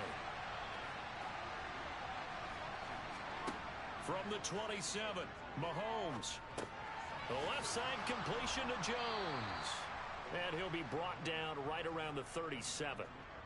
9 yards to pick up there, and it's a first down. Well, they certainly had success throughout this contest, getting him the ball in the passing game, and there he picks up another first down. Whatever they capitalize on it, and no adjustment has been made to take it away. Back-to-back good plays have him on the move on first down. Up the middle, Jones. And he'll be brought down just shy of the 45. 8 yards on the pickup, and now they'll have some options on second and short. Getting out a ton of success here so far, but you get the feeling that he might be on the verge of popping one. Yeah, even on that one, there was a little bit of a hole, but it closed there quickly at the end. Here's Jones again on second down. And he'll be brought down just shy of midfield at the 49-yard line. 4 yards. And he is met at the line of scrimmage, and he goes down right there. Third quarter of a tight football game as we come up on a 2nd and 10. Now they'll throw with Mahomes. Setting up the screen here, Aaron Jones. And he'll be brought down inside the 40-yard line. Well, they've certainly had their share of troubles running the football in this one, but this play is almost an extension of the running game right here. They set up the screen, let him work out in space on the perimeter, and he turns it into a big pickup. Still in search of their first touchdown of the game, but they're on the move. 1st and 10. Mahomes taps this forward. It's a jet sweep. Dances by him, and he is out of bounds, but not before he's inside the 30.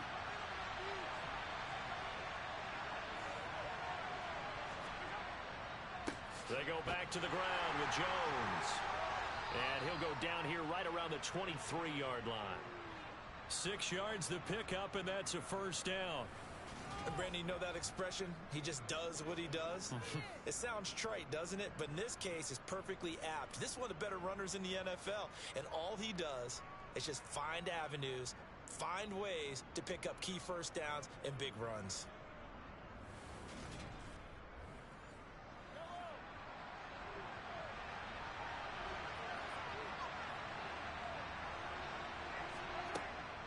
And they'll keep on the ground with Jones.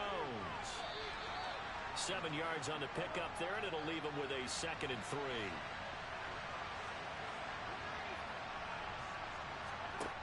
Throwing now is Mahomes. Over the middle, complete. It's James.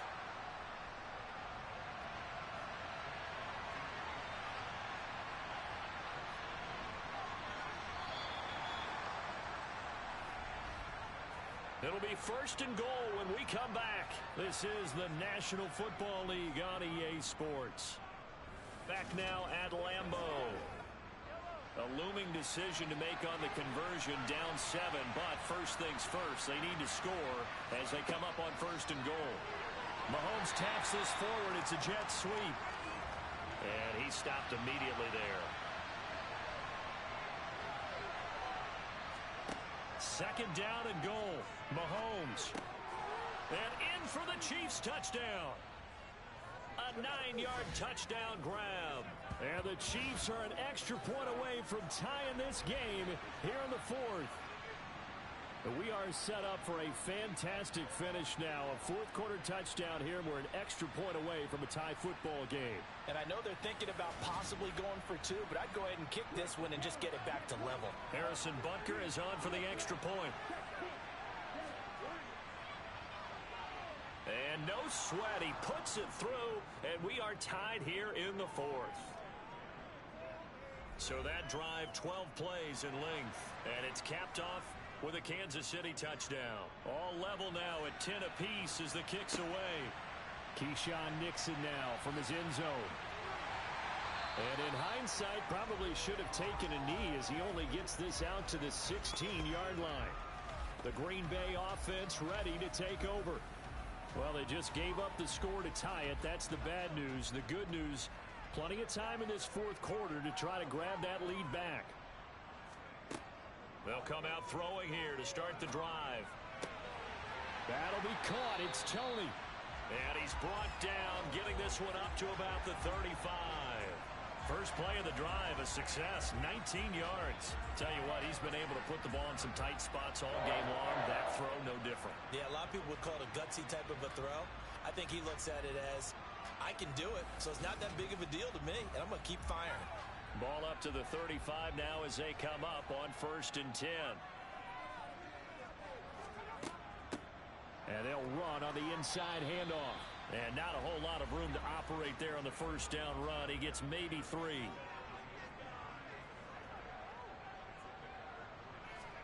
Here's a 2nd and 7. Finding a safety valve here. That's complete. And he'll be taken down at the 46-yard line. That one, a 1st down pickup of 8. One of my old teammates called me the other day when he was watching the game. He's like, man, trying to watch an NFL game and trying to account for their passing game, that's difficult. And just when you think you get everything covered, here comes a back out of the backfield. And in this case, he picks up a 1st down. They'll look to throw now on 1st down. And this is going to be intercepted.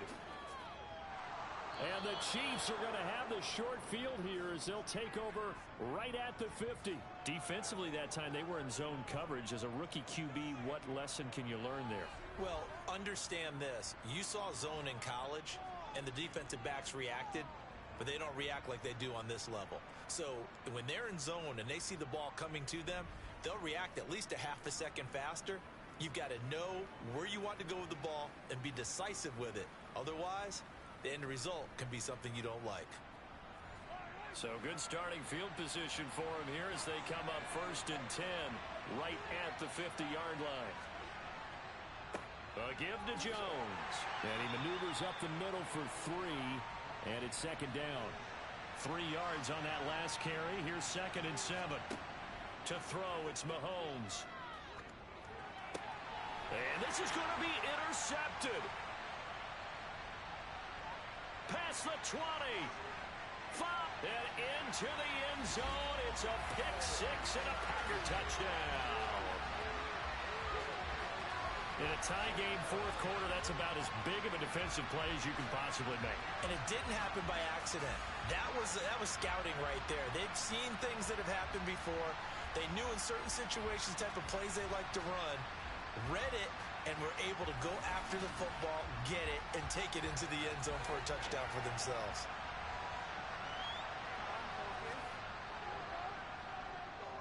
Extra point by Bass, up and good. And that makes it a 17-10 score. So the defense creating some points, not only getting the interception, but then returning it to the end zone for the pick 6. So they'll get another shot on offense following that pick 6. And now the kick is away. And here comes a return from just beyond the goal line. And he'll be brought down shy of the 20, so the decision to bring it out of the end zone, not a good one. Now this Chiefs offense gets set to go again. And can they regroup? That's the question. The pick 6 hurt, no doubt, but this is still a one-score game here in the 4th. Mahomes will lead the Chiefs up 1st and 10 at their own 18. Going for the deep ball. And that's caught inside the 35. And he's going to be taken down at about the 33. Patrick Mahomes, he can do everything seemingly, and that time he just reared back and let it fly. And that's how you start a drive, because you know they had this play in their back pocket, waiting for the right time to unleash it. And boy, did they pick the right opportunity. Unleashed it big time, and that was also a big-time throw. So the big play changes the complexion of things. Here's 1st and 10 just outside the 30. They go play fake. Mahomes. Oh, he's got a man wide open, complete. And they will eventually get him down, but he's inside the 5 all the way to the 3. It'll go as an impressive 31-yard gain.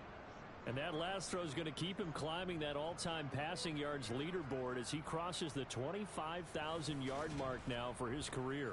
He just recently passed Bart Starr. Next up for him, Bob Greasy. That's 2 Hall of Famers, 2 Super Bowl winners, multiple Super Bowl winners. And he's got it. Touchdown, Chiefs. From 3 yards out. And the Chiefs are within an extra point of tying up this ball game. The touchdown all set up by the big play one snap before, but they finish it off here with a shorter completion, this time for the score. I like how they stuck with what got them there, right? The big pass play, got the momentum going, right? You create it with a play like that, and you come right back with another pass play to finalize things off. Don't forget the extra point. It's up and good, and we are tied here in the 4th quarter. 17-17 the score. All even to this point as the kick's away. Nixon elects not to return it, and this comes out to the 25. The Packers offense now. They get ready to head back onto the field. They no longer have the lead after that last touchdown, all tied up in the 4th quarter, and a chance for this offense to mount a potential game-winning drive right here. Trying to shake off the interception. He'll look to throw. And the throw left sideline here is caught, but they'll rule it incomplete. Couldn't keep his feet in. 2nd down.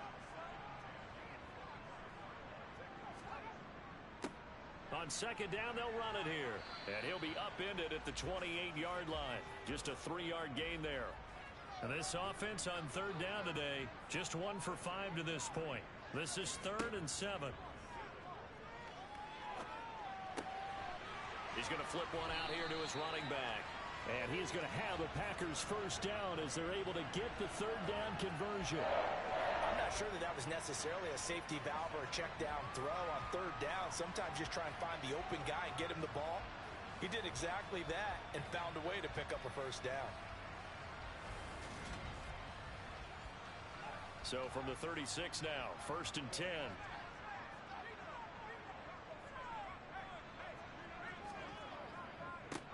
On first down, they'll go to the ground attack. And he's going to be met at the line of scrimmage and taken down. And the officials here going to pause the game for a second. Looks like there's an injured Chief on the field. Hopefully, obviously nothing serious here. Medical staff, though, going to take a peek, and we'll take a break. Officially nothing on that last run. They'll try again 2nd and 10. Back to throw. Steps away to his left. Incomplete, but a penalty flag is down in the backfield. Let's get the call. Offense.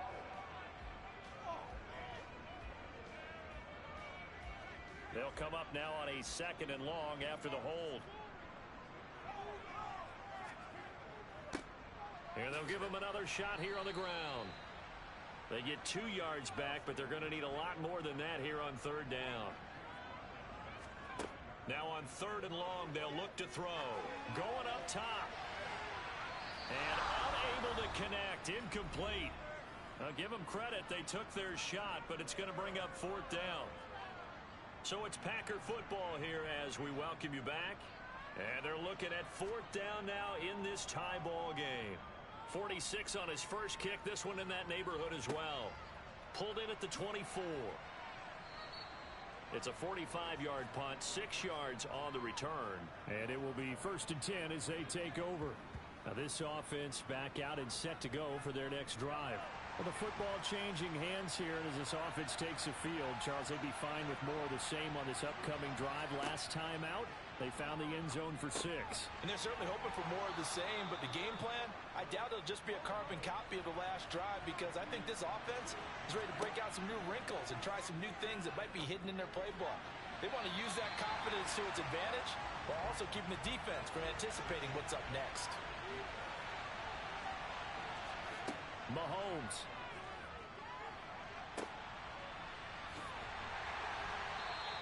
He'll get only 3 there, so it leaves him with a 3rd and 7 ahead. Counting down toward a minute to go in this football game. And now the ball's out. Fumble near midfield. And the offense will get this one back. Boy, that could have been catastrophic at this late stage of the game, but they avoid disaster. Here's the Chiefs punter now as he's on here to punt it away.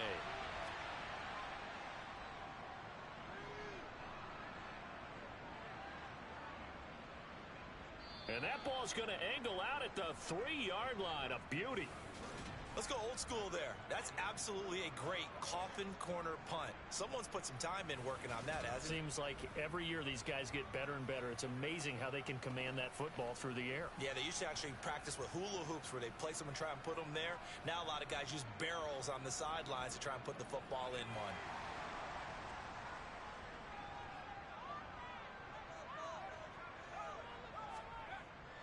The drive starts with a carry by Dillon, but no help there as they'll get to him at the 5. 3 yards on the pickup there, and it'll be 2nd down.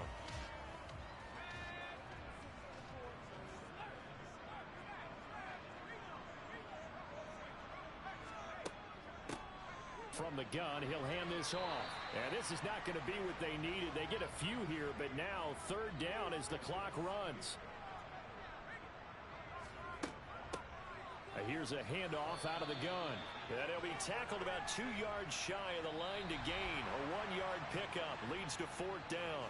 Final whistle blows, and we need some extra time here to decide who will be the victor. 60 minutes, just not enough some days to decide who's going to win the game. And here in overtime, If the team that receives the ball scores a touchdown, it's over. If they don't, we can still have some more football. That's exactly right. If they go down and kick a field goal, the other team gets a possession to either match it or score a touchdown to win the ball game. If both teams kick field goals, the next team to score wins. But if the receiving team throws a pick six or fumbles the ball and it gets picked up by the defense and they score, the game is over at that point. And we will not see a return to start overtime. It'll come out to the 25-yard line. And out come the Chiefs now. And everyone knows the OT rules, Charles, but pretty simple formula. They go down and get a field goal, we continue play, but if they can find the end zone on this possession, ball game over. And as meticulously as all teams plan for a game, I don't doubt for a second on that offense coordinator's play sheet, he's got some overtime plays that he wants to run. I know it sounds crazy, but they plan for everything. 1st and 10 all the way throughout the game, 2nd and 7, whatever. Right now, he's looking at that play sheet saying, if we get to overtime, what can we break out that they haven't seen? And the officials here going to pause the game for a second. Looks like there's an injured Chief on the field. Well, now they're going to come out and take a look at this injury, and we'll be back in a moment. So a big play in this opening drive of overtime. Now looking at a 3rd and 3. Mahomes now to throw. To the right side, it's Kelsey. And he will have a Chiefs first down as they convert on 3rd and 3 with a nice gain of 7 yards. So he hooked up with a veteran there, and in overtime, that's not a bad idea. Go with the age and the experience. Yeah, because sometimes the young guys, they give you the fresh legs and give you all that bounce. But in this type of a situation, sometimes those legs slow down a little bit as the enormity of the moment overwhelms them. The veteran guys, they tend to come through. So from the 39 now, they'll come up on a 1st and 10. Mahomes going to throw. And he's got his man on the out route. And he'll take this to the other side of midfield before going out of bounds. That goes for a Chiefs first down, 14 yards. Well, good start for him under center here in overtime, now 3 of 3. And this is where you have to know who you have playing quarterback. You've got a confident thrower right now, someone who's taking care of the ball, but not being timid as well, and is moving the team downfield. That opens up your playbook and allows you to dial up some big shots if you want them. And now we've got a review here. All challenges in overtime, of course, initiated by the replay official here in the stadium. Did he keep those feet in bounds? That's the question they've got to decide. And I got to say, watching it in real time, it was awfully close. Yeah, it certainly looked like a heck of a catch because he didn't appear to bobble it, which could complicate things. But even with the benefit of replay, that's pretty tight. Well, here's the call. So the folks in New York just going to wind up confirming what the official saw as this play will stand as is. On 1st and 10, here's Mahomes. And it's incomplete. Took a shot, couldn't connect.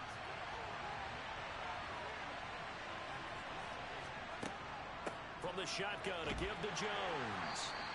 He'll get only 3 there, so it leaves him with a 3rd and 7 ahead. Looking to throw is Mahomes. He sets up the screen to Jones. And he'll go out of bounds after taking it a little further down inside the 40. 5 yards on the screen, but that'll take us to 4th down. The key to any screen play is all in the deception. That means everyone on the offensive side of the ball, but someone gave it up because that one wasn't very well concealed. And the defense able to rally to him and hold him for just a short gain. They'll run it with Jones. And the officials here going to pause the game for a second. Looks like there's an injured Chief on the field. While they come out and take a look at him, we will step aside for just a moment.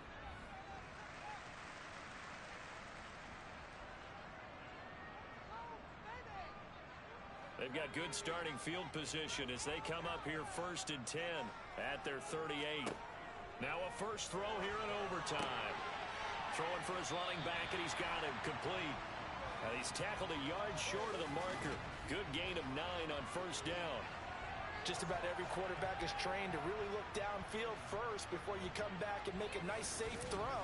And in this case, that's exactly what he did. Found his running back, let him create some space, and it turned out to be a nice play for the offense. Hands it off out of the gun. And he'll get it out to midfield. Looks like, yeah, they'll spot it right at midfield at the 50. Now a play fake here on first down.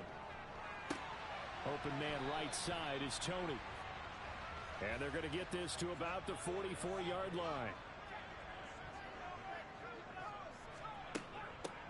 From the gun, they'll try to run it. Looking for a seam, but finding none. He'll get back to the line of scrimmage, and that's it. No gain on the play that time, and they'll look to convert on what will be a 3rd and 4. In search of 4 yards here to pick up the first down. Out of the gun now on 3rd down. He finds Watson complete. And he'll be brought down with a first down as the tackle's made at the Chiefs' 31-yard line. It's a gain of 12, and the Packers have the first. This is a big spot for a rookie QB, and overtime's kind of where you earn your stripes, isn't it? It really is, and we've talked with enough coaches and players about how these youngsters are getting into the game and playing this at such a high level so early. But overtime, that's an entirely different animal, and he's handling it well. Yeah, starting to put together a nice drive. Now a man open down the middle of the field. And they're going to move it down inside the 25. 2nd and 2. That's taken in by Watson. And they work this near the 5.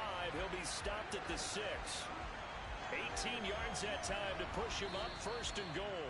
Now a timeout called for by the offense. They'll be left with just 1 remaining here at OT. A lot of efficiency here on this drive. Heck, this may be their best drive of the game. Yeah, if they'd moved it like this throughout the entire game, we probably wouldn't be here in overtime. But right now, what you just said was the key word, efficiency. Taking care of the ball, move it downfield, get themselves in a position to score, and win this game.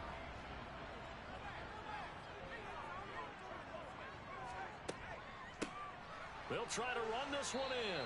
Officially, it will go as a 1-yard loss, and that's going to lead to a 3rd down. All right, well, they didn't kick it on 2nd down, now 3rd and goal. You have to kick it here. Absolutely have to kick it, because if you get a bad snap, you fall on it, you got a chance to kick it again on 4th down. Let's say it gets blocked and it's behind the line of scrimmage. You fall on it, you get another chance at it. Give yourself that option. Give yourself that opening. A couple extra tight ends are in. 3rd and goal from the 1. Now, here's a look for the end zone, but that one's going to wind up incomplete. Now a timeout called for by the defense. They'll be down to just 1 remaining as we step aside here in overtime.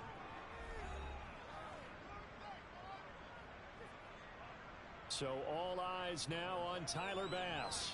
This to win it in overtime. And he got it.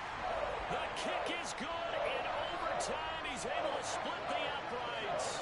And there'll be some happy cheeseheads tonight as the Packers have won the game.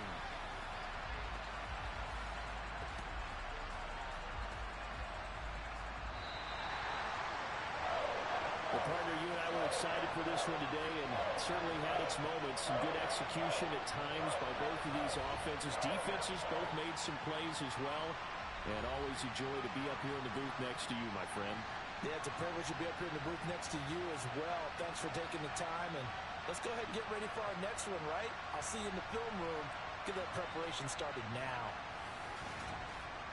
So for the Packers, their good start continues as they get their record up to 4-2. And they'll get to stay home again next week as Washington comes to town. Meanwhile, for Kansas City, the loss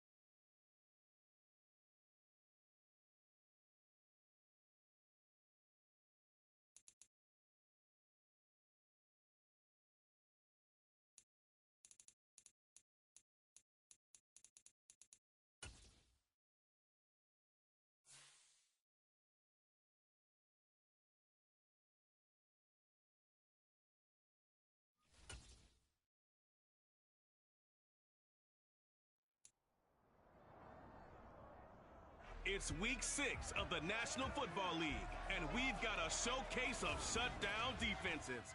It's the Cowboys and the 49ers on Sunday night primetime.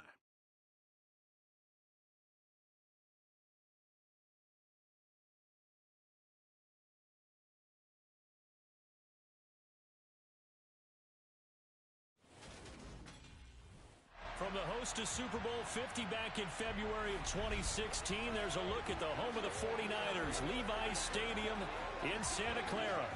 Tonight, we've got a great Sunday night matchup between the Dallas Cowboys and the San Francisco 49ers.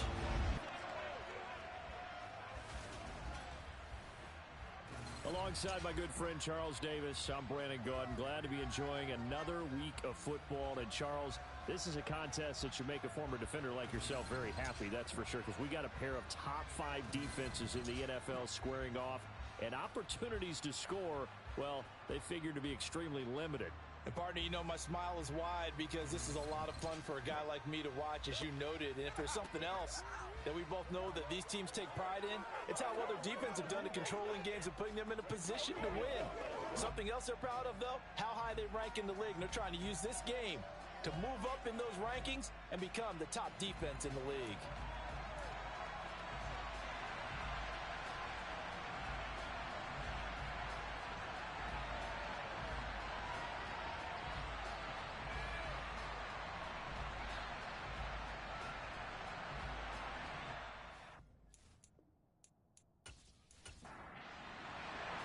Set to go now in week 6 of the NFL season, and we are underway on EA Sports.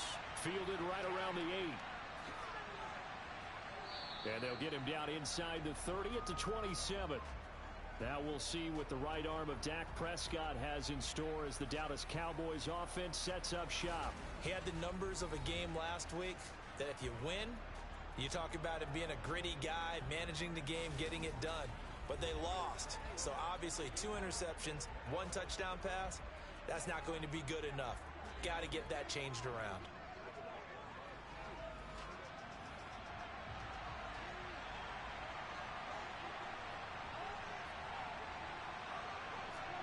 Now it's a bootleg with Prescott. Rolling to his right. Toward the sideline, and look at that catch. Dragging the toes, and that's going to be a first down. Well done. A good pickup there, 21 yards. Oh, a lot of credit to the play caller here. He saw the design in his mind and implemented it. A little zone stretcher here because they started the tight end on the left side of the formation and sent him on a crossing route. And this works really well when you can find that space between levels, and they were able to do so for good yardage.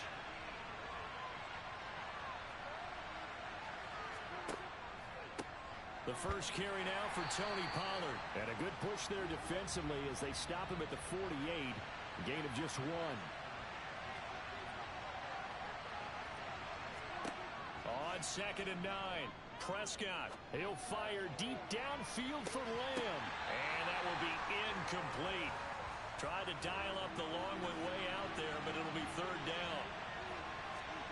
On 3rd down, it's Prescott. Open man Lamb, it's complete.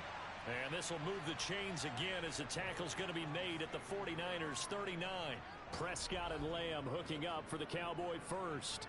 Solid opening drive so far, Charles. They've moved this football into field goal range, but you know that they want to cap this off with 6 and not 3. Absolutely. As one of the better coaches in the league always tells me, on offense, I want to throw body blows all game long and finish it with uppercuts. Well, here are the body blows right now. He's hoping in 1 uppercut will take care of the end of this drive. And he's going to get a solid gain of 9 before being brought down. 2nd and right at a yard. Play action now. Prescott. And that's complete to Cooks. And he's taken down, but not before reaching the 10-yard line. An excellent pickup of 20 yards.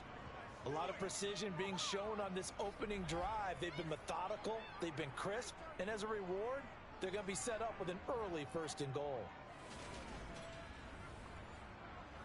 1st and goal, a chance for an early statement here on the road. Here's Prescott. His pass caught at the 4. So the ball position now at the 3. Here's 2nd and goal. Pollard going to be hit and met at the line of scrimmage. They get him down at the 3. 9th play now, this long opening drive. Can they cash it in on 3rd and goal? And that is caught. Touchdown, Cowboys. Brandon Cooks, his 4th touchdown on the year. And the Cowboys put the Knights' first points on the board as they take the early lead. A long opening drive, but a very successful opening drive. We call that methodical, I guess, when it takes that many plays. Methodical and almost like a boxing match where you're hitting them with body blows. They can withstand them here. Look, they gave up the touchdown, but you don't feel like a knockout is there. But they keep doing that in the 4th quarter. That's when the knockout occurs. And it becomes tough for that defense if they're on the field that long. We'll see if they can continue that in future drives. Point after, right down the middle. And that makes the score 7-0. From a yard or 2 deep, here comes a return. And he'll wind up getting a couple extra yards here for his trouble and bringing it out of the end zone as he's down at the 27. So here's the first drive now for the 49ers. And they will be led out by a man in his sophomore campaign as the quarterback. You want to talk about a driven player, partner. This guy is absolutely that person. He doesn't just have goals in this game. He wants to be remembered among the best to play the position, and he treats every game as an audition for that. It's a lofty goal to set for yourself, but we've seen his drive lead to some impressive games from him. Perhaps another one is in store today. Purdy's throw here. Before they work it across midfield. The catch and run, good for 24 yards. Defense gives up a touchdown on the opening drive. Offense, you got to want to get out there and get those points back right now. And that's a sharp throw there to get this drive off to a good start.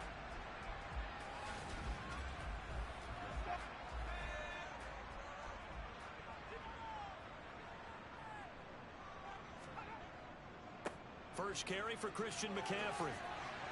And he'll be taken down right around the 41-yard line. So they'll come up after the gain of 7 on a 2nd and 3. They stay on the ground. McCaffrey again. And he is met in his tracks behind the line of scrimmage.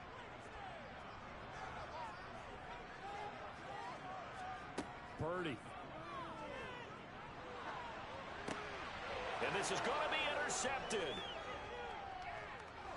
There he goes left side. And he takes this one back into the end zone. And the Cowboy defense has a touchdown. CD, what a sensational start for this defense. Instead of just forcing the 3 and out, which they were about to do, they pick it off and take it in for the score. Yeah, I mean, they didn't just settle for the standard good way to start a game. They started in dramatic fashion.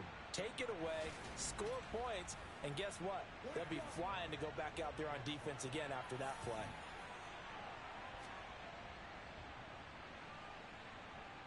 Extra point right down the middle, and it's now 14-0. A heck of a play there defensively, getting the interception, navigating his way into the end zone for the touchdown. So they throw the pick six. They'll get another shot at it now as this one's in the air. And it'll come out to the 25 as he will not attempt to return. Back out there comes the 49ers offense ready for their second drive. They find themselves in a good-sized hole here, and a good-sized hole early on in this game as they come up on first down. Fresh off that pick six, here's Purdy. Winds up and lets it go for Samuel. And that is incomplete. Took a shot there on first down, but he couldn't reel it in.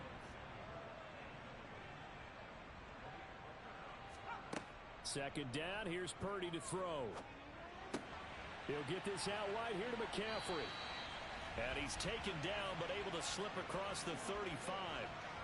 He'll get a dozen there, and it's a first down, 49ers. Well, he was a busy man out of the backfield a week ago. They got the ball early and often. I have no doubt in my mind that he'll be a big part of the game plan here as well. Line of scrimmage, the 37 on 1st and 10. Here's Purdy on 1st and 10. The first catch of the game for George Kittle. And he's going to be out of bounds, but not before he takes it inside the 40. The catch and run, good for 24 yards. You can almost hear the sigh of relief coming from their sideline and from their point on the field, because this has been a tough start for them thus far. A much-needed first down there. They needed something good to happen. Plays like that will continue to help them dig out of this hole. So from Cowboy territory now, here's 1st and 10 at the 39-yard line. McCaffrey on the counter. Down to about the 37. The last run got a couple. Here's 2nd and 8. Again, they run. Again, it's McCaffrey. And he won't get much. Maybe a couple. Down inside the 35 to the 34. Purdy with it on 3rd and long. That pass complete to Moore. And he's going to have another first down here as the tackle's made at the Cowboys' 21. The Niners passing game in sync now. They've got another first down.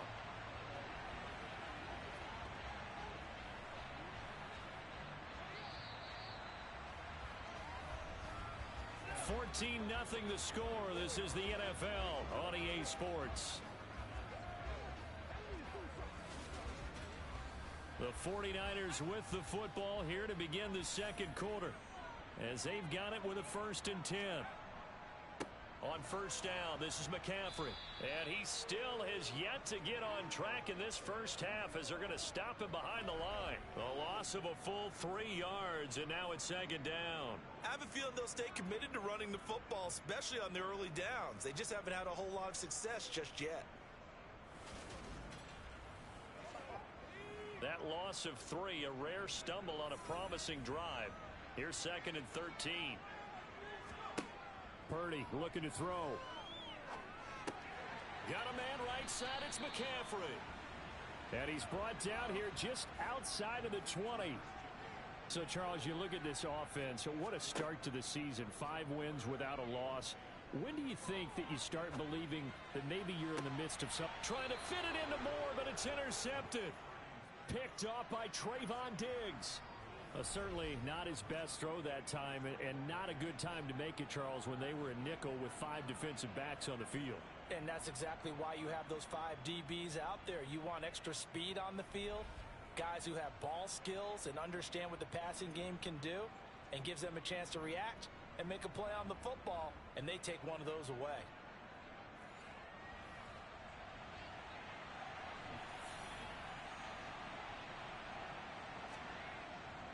They'll run with Pollard to begin the drive. Just a yard on the pickup there, and it'll bring up a 2nd and 9.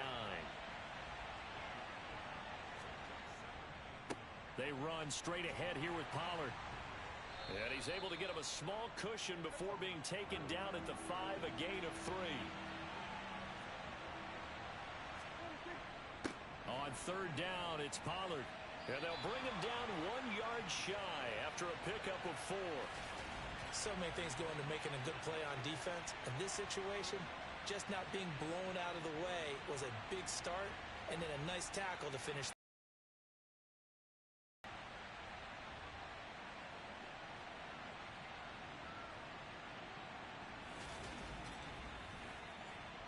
Here's Brian Anger now, as his first punt will come from inside his own end zone. And just a single punt for him in the loss last week as he sends this one away. And he'll take it on this side of midfield. That'll be a 41-yard punt, 4 yards there on the return. And the Niners set up well. They take over 1st and 10 on the short side of the field.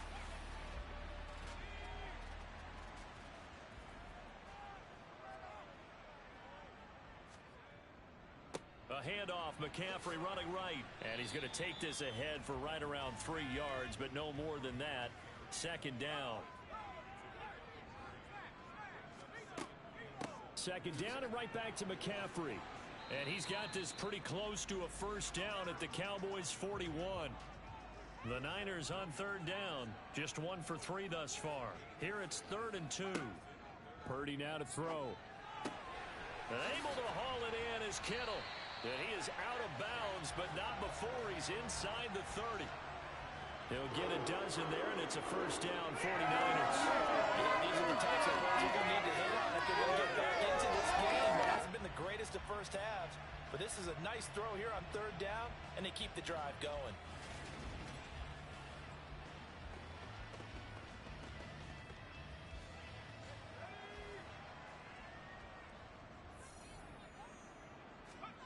On first down, it's Purdy.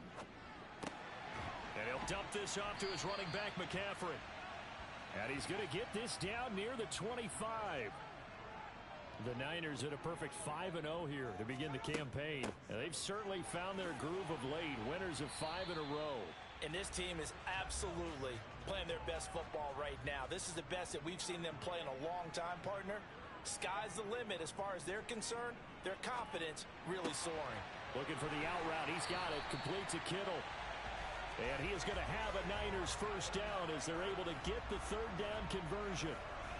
Well, a lot of times when you get a manageable third down situation like this, you have to think about your tight end, and he comes through for him, picking up the first down.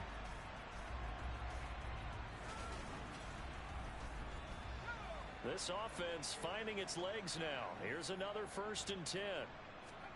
Purdy to throw it on first down. To the right side, and he's got more complete. And down inside the 10 here before he's out of bounds right around the 7. Short completion, just 4 yards, and it'll be second down. That's now 4 completions in a row. A good bounce back following the interception last drive. Certainly not letting it affect him, that's for sure. And we all know interceptions are going to happen. So the big trick, don't let it affect you going forward.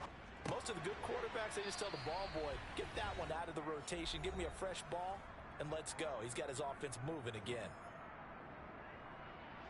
9th play coming up here on this drive. This is 3rd and a yard. Now they'll pitch it out here. And he is going to lose yardage here. Now the Cowboys going to burn the first of their timeouts. So as they take it over, we step aside. Now Zane Gonzalez for the field goal try. From the right hash, and this one just a chipping. Gonzalez's kick is good. And they will get themselves on the board here at 14-3. So that kick gives them their first points of the game, CD. And it comes on the 3rd drive, but hopefully for them that's a spark that gets that offense going. Yeah, and I would say if you're the offensive play caller, as you look at your sheet, you're trying to find that part on there that unlocks bigger points. They've struggled with a few drives so far, finally got 3 out of it. How do you find the end zone? That's what he's searching for now.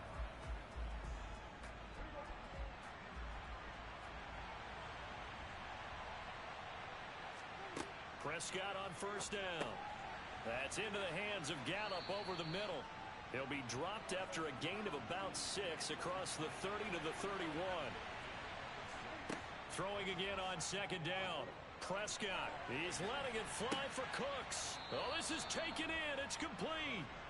And they're going to move it down inside the 25. Well, partner, I'm not sure how this drive's going to end, but how about the way they flip field position there? A nice attacking play that picked up a heck of a chunk of yardage.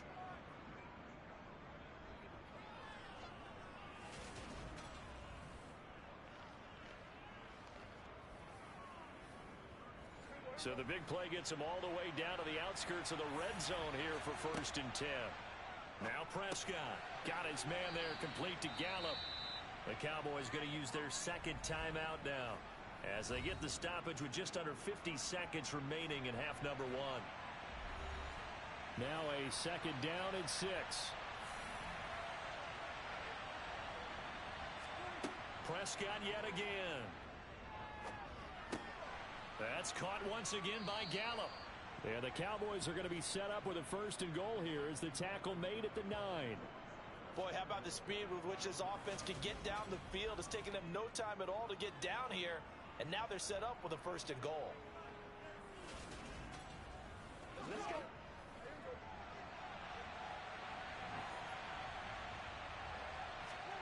Prescott. And that one drops down incomplete. Good coverage there. Forced the ball free, and it's second down. On second and goal, Prescott. In trouble, and he'll go down back at the 12. The Cowboys signal for their third and final timeout as they'll stop it with 14 seconds to go in this first half. After the sack, third and goal now from the 12. Looking to throw, Prescott. And that's incomplete. Clock stops with 10 seconds left.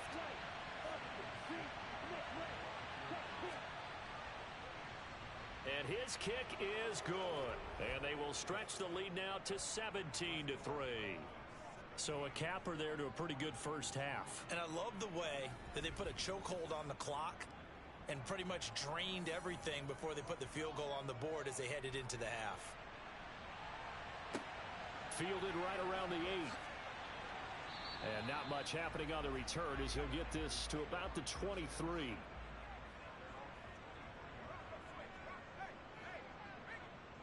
And with time running short here, they'll simply take a knee, and that should do it for half number 1.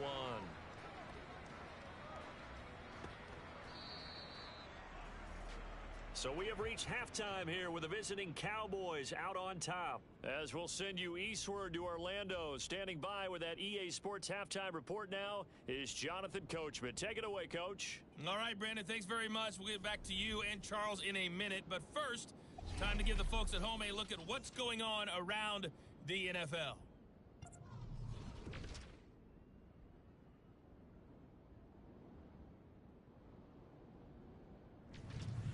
From there, we're off to check out another game.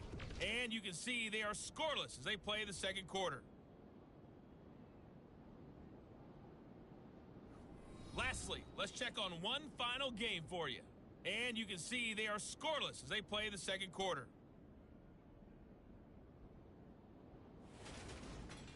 With that, let's take a look at the next-gen stats in that first half for the Cowboys. And their offense has been in top form so far, especially their passing game, as it's helped push them out to this big halftime lead. Meanwhile, for the Niners, they too didn't throw the ball as well as they would have liked. And I think both teams would say there's room for improvement in the second half. All right, Coach, thank you very much as we welcome you back for quarter number 3. Fielded right around the 8. And he brings us out past the 20 to the 24. The 49er offense set to go to begin quarter number 3. Charles, it'll be interesting to see what adjustments this offense made in the locker room. Haven't really been able to get anything going offensively, virtually nothing in the ground attack either. So certainly something has to change here in quarter 3.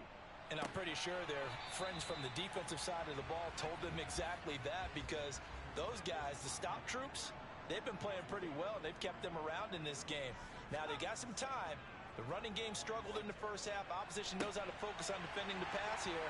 They've got to re-energize that ground game and maybe open things up for a comeback here in this half. 36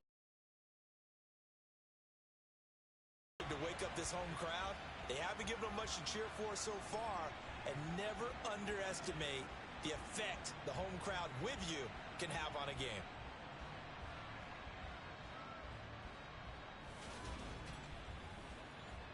So how about that for a chain mover? They're all the way down inside the 40 now for 1st and 10. A give running left, it's McCaffrey. He'll be hit down at the 33, 5 yards on the play.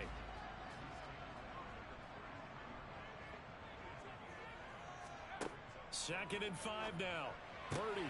He's got this complete to Ayuk on the out route. And he'll get this to the 22. So they began the play at the 11, and it's a gain of 11. First down. I don't know what they talked about at halftime. Whatever it was, it worked. They look like a different team here in the third quarter. Yeah, I doubt that there are very many trash cans that got kicked over, that type of a speech. I think what they did was they analyzed what worked in the first half, what didn't, and figured out a better game plan. And that time, the tackle by Malik Hooker.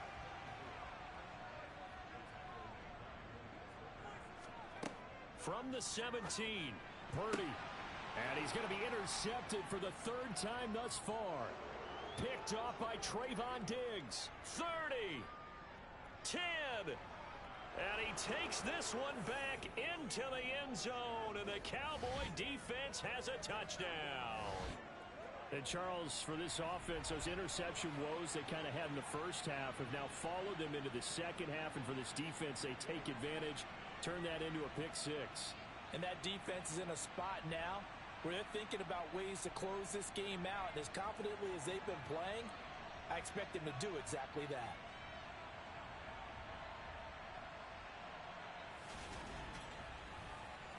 Out for the PAT, here's Sloman.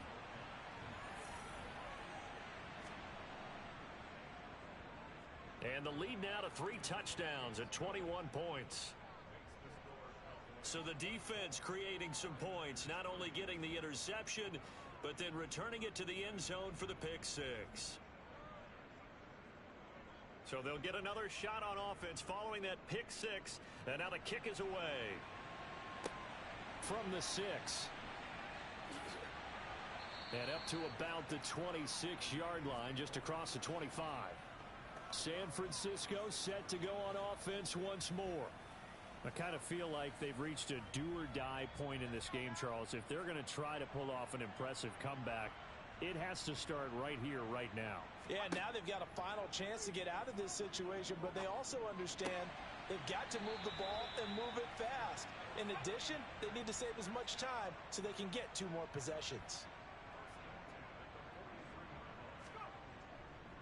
McCaffrey running up the middle. And he'll be taken down just shy of midfield. 6 yards on that last play. Here's 2nd and 4. Here's Purdy. Finding more on the out route for the completion. And he's got this down a yard or 2 shy of the 40 before he's out of bounds. 9 yards to pick up there, and it's a first down. Well, that's what you're looking for when you want to throw the ball downfield. You want one of those guys who can play out on the perimeter, can play out wide, who can not only get open, but when they're covered, can uncover themselves downfield and create catches. And for the 4th time tonight, it's an interception. Picked off by Trayvon Diggs. And the Cowboys are going to get the football here as he gets this up to the 38-yard line. Boy, so another interception, CD, and it feels like he's starting to unravel a little bit. And as you would expect, still a work in progress here in his 2nd season. He has to start ironing out some of these mistakes, though, because now his head coach, his offensive coaches, they have to evaluate whether you keep playing him and let him work through it, or you start thinking about going to his backup. Good starting position for the Cowboys here as they come up 1st and 10 at their 38. Following the interception, here's Prescott. He's got a man. It's his tight end. That's complete. And they'll get this well past midfield before being stopped just before the 35. 25 yards that time. And while we may be looking at the scoreboard, this offense certainly is not, because they're showing no signs of backing down, even with a 3-score lead here in the 3rd quarter. I think they keep taking their shots. They've seen blown leads happen throughout this league. They don't want to fall victim to it themselves.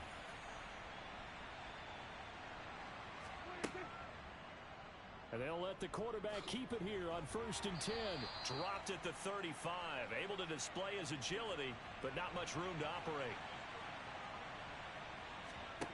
From the 35 on 2nd down, Prescott. And the Niners get there and bring him down. But Nick Bosa so quick on the outside. He gets in there to bring him down. And they weren't in zone coverage. They were in man, and each man did his job. And that looked like vintage, old-school coverage, didn't it? Man coverage reminded me of an old Raiders team. They had a Hall of Famer at one corner and a Defensive Player of the Year at the other, and they just locked people down. They'll need a big play here. Will Dak and the Cowboys after the sack. It's 3rd and long. To throw is Prescott. He's letting it fly for Cooks. And that will be incomplete. Well, they weren't scared to let it fly, but it falls to the ground and brings up 4th down. Anger is on to punt, and he gets this one away. And that one hits a little too close to the goal line, and it continues into the end zone for a touchback. And San Francisco gets set to go here. As this offense takes the field against CD, remember last drive they were moving the football, but then they threw that costly interception, so we'll see if they can right the ship here on this drive. And doesn't that just sum up football? We see it all the time, don't we? The defense goes from losing the battle to making a huge play and stealing the momentum. So you know they're riding high right now, and they're ready to challenge this offense and that quarterback one more time. And we'll see if the offense is up for that challenge here as things start to get more interesting here in this second half. And he's going to have a Niners first down as he gets this up past the 30. But, partner, if the defense isn't going to adjust and they keep giving them those 5, 6, 7-yard runs over and over, they're likely to run it the whole way to the end zone. They'll be more than happy to take the yardage available and save some of their other plays in the playbook for another time. Purdy's throw taken in by Samuel. A big play there on the catch and run. 66 yards. Well, fair to say that when you're looking at guys that can run like the wind, you often find them at the wide receiver position, and that was special there. And that would not to be. It's incomplete. So they couldn't hook up as time has now run out on this third quarter of play. 1 quarter remains here on a Sunday night. We'll return with more after this break.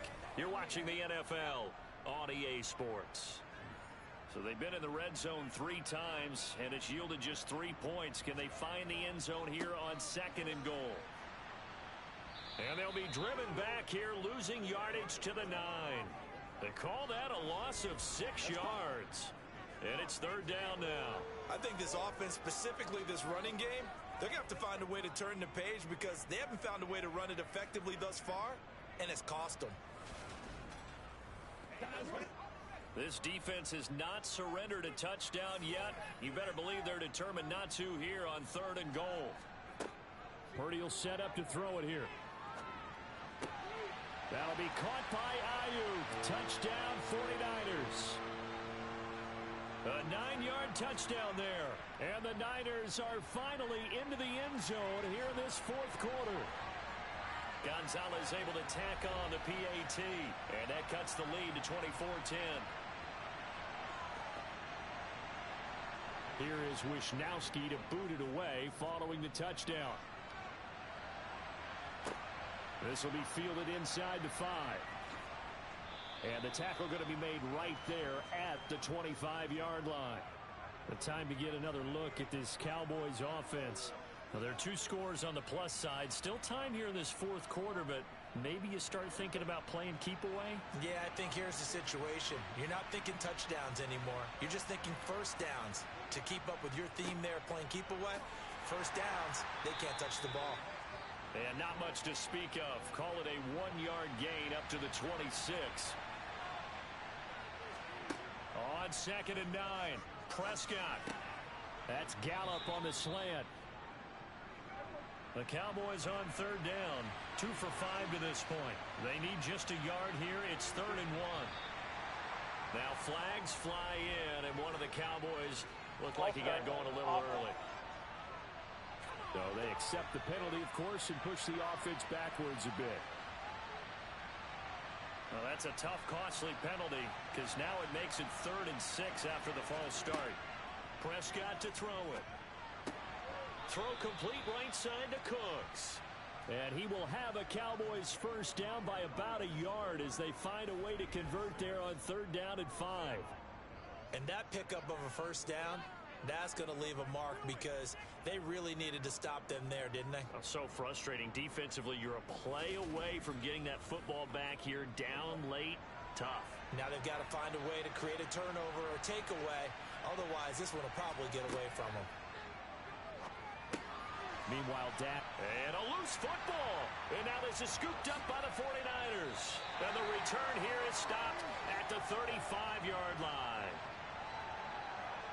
Partner, that one looked like it was over. I mean, they had control, had the football, and the defense had to make a play in order to keep them in the game. That's exactly what they did. And now that door ajar, 2-score game, so hold on here, not done in the 4th. Well, San Francisco's offense returns to the field. They trail by 2 scores in the 4th, and their defense did its job getting the fumble recovery. A time to see what this offense has left in the tank. Following the fumble recovery, Purdy. And boy, another ill-advised throw there, as that will wind up incomplete. To throw again on second down, Purdy. Sideline throw, it's complete. And a nice job there of keeping the toes in bounds. 9 yards, not quite enough, and they'll be left now with 3rd and 1. And we've seen him have success earlier on with the ball in his hands because he is a get it in space and make a play kind of a receiver. But that time, they closed on him quickly and held him to a short gain. And I see an extra defensive back on the field. Little surprise here on 3rd and 1. Throwing here, Purdy. Got his target, Samuel. And they're going to get this down inside the 15. That's what we're used to seeing from him right there. Plays like that, why he's number 4 in the league in terms of receiving yardage. Able to make adjustments all along the way. Doesn't matter where he lines up, where he releases from. Working his way into the secondary. Figures out defenses and finds weak spots in order to get open. Up the gut, McCaffrey. And he'll fight his way down right around the 12. The last run good for 2. Here's 2nd and 8. Back to throw, Purdy. And he just chucked that one out of bounds, out of everyone's reach. Maybe a wise call not to take a sack in this part of the field. It brings up 3rd down. Purdy with it on 3rd and long. He rifles complete, caught by Moore.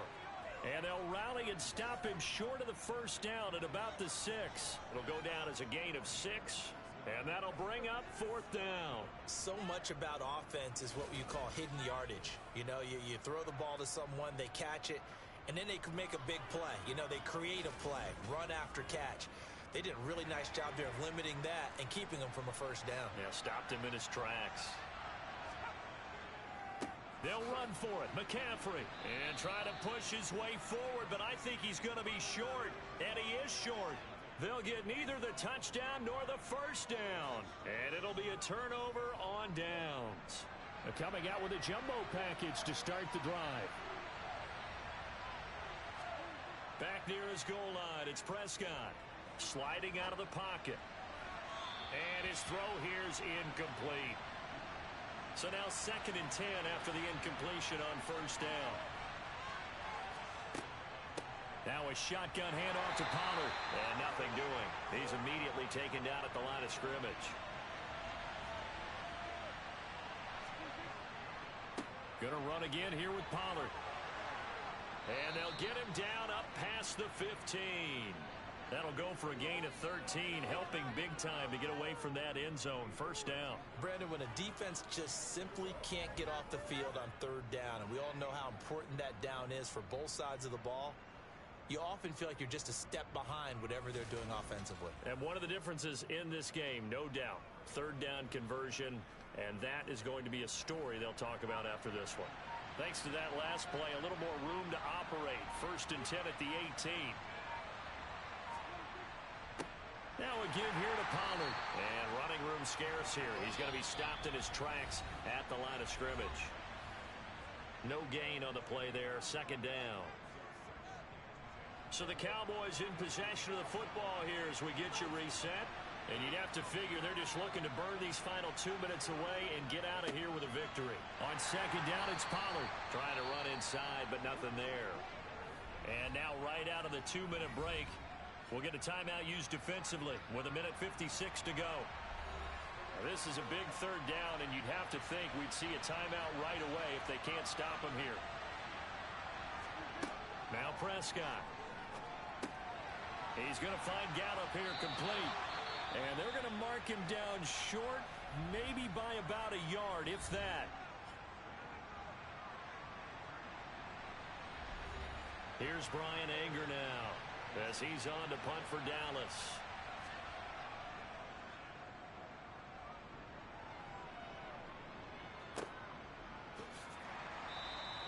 That'll be a 48-yard punt, 1 yard on the return. And the Niners will go on offense, 1st and 10. So now the Niners down on the scoreboard. Just over a minute 40 to play. And their undefeated season about to go by the wayside, barring a late miracle. Purdy to throw. And this is intercepted, and that should do it. Picked off by Malik Hooker. And the Cowboys are going to take possession of the football. And you have to wonder, Charles, a game like this, 5 interceptions, what does this do to the psyche of a young quarterback? Well, based on the fact that he's still out there and he threw a 5th interception, I'm wondering if his head coach believes that he's really strong mentally and wants him to play through it. Because otherwise, you need to get him out and fight another day, because this could leave lasting damage if he keeps throwing interceptions.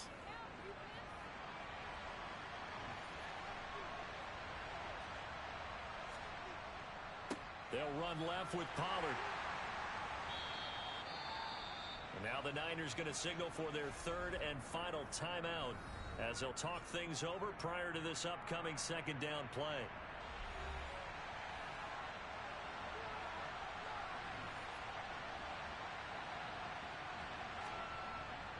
Here's Pollard again.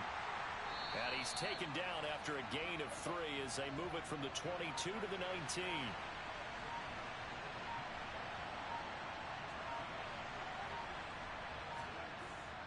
Trying to run forward with Pollard. And he picks up the first down yardage as he takes this one down to the 15. It's a gain of 4, and that should just about seal the deal. Well, partner, none of these runs individually have added up to a whole lot. Now, 3 plays, all 3 short runs, but together a first down. Yeah, it's amazing how the narrative changes when you string them together.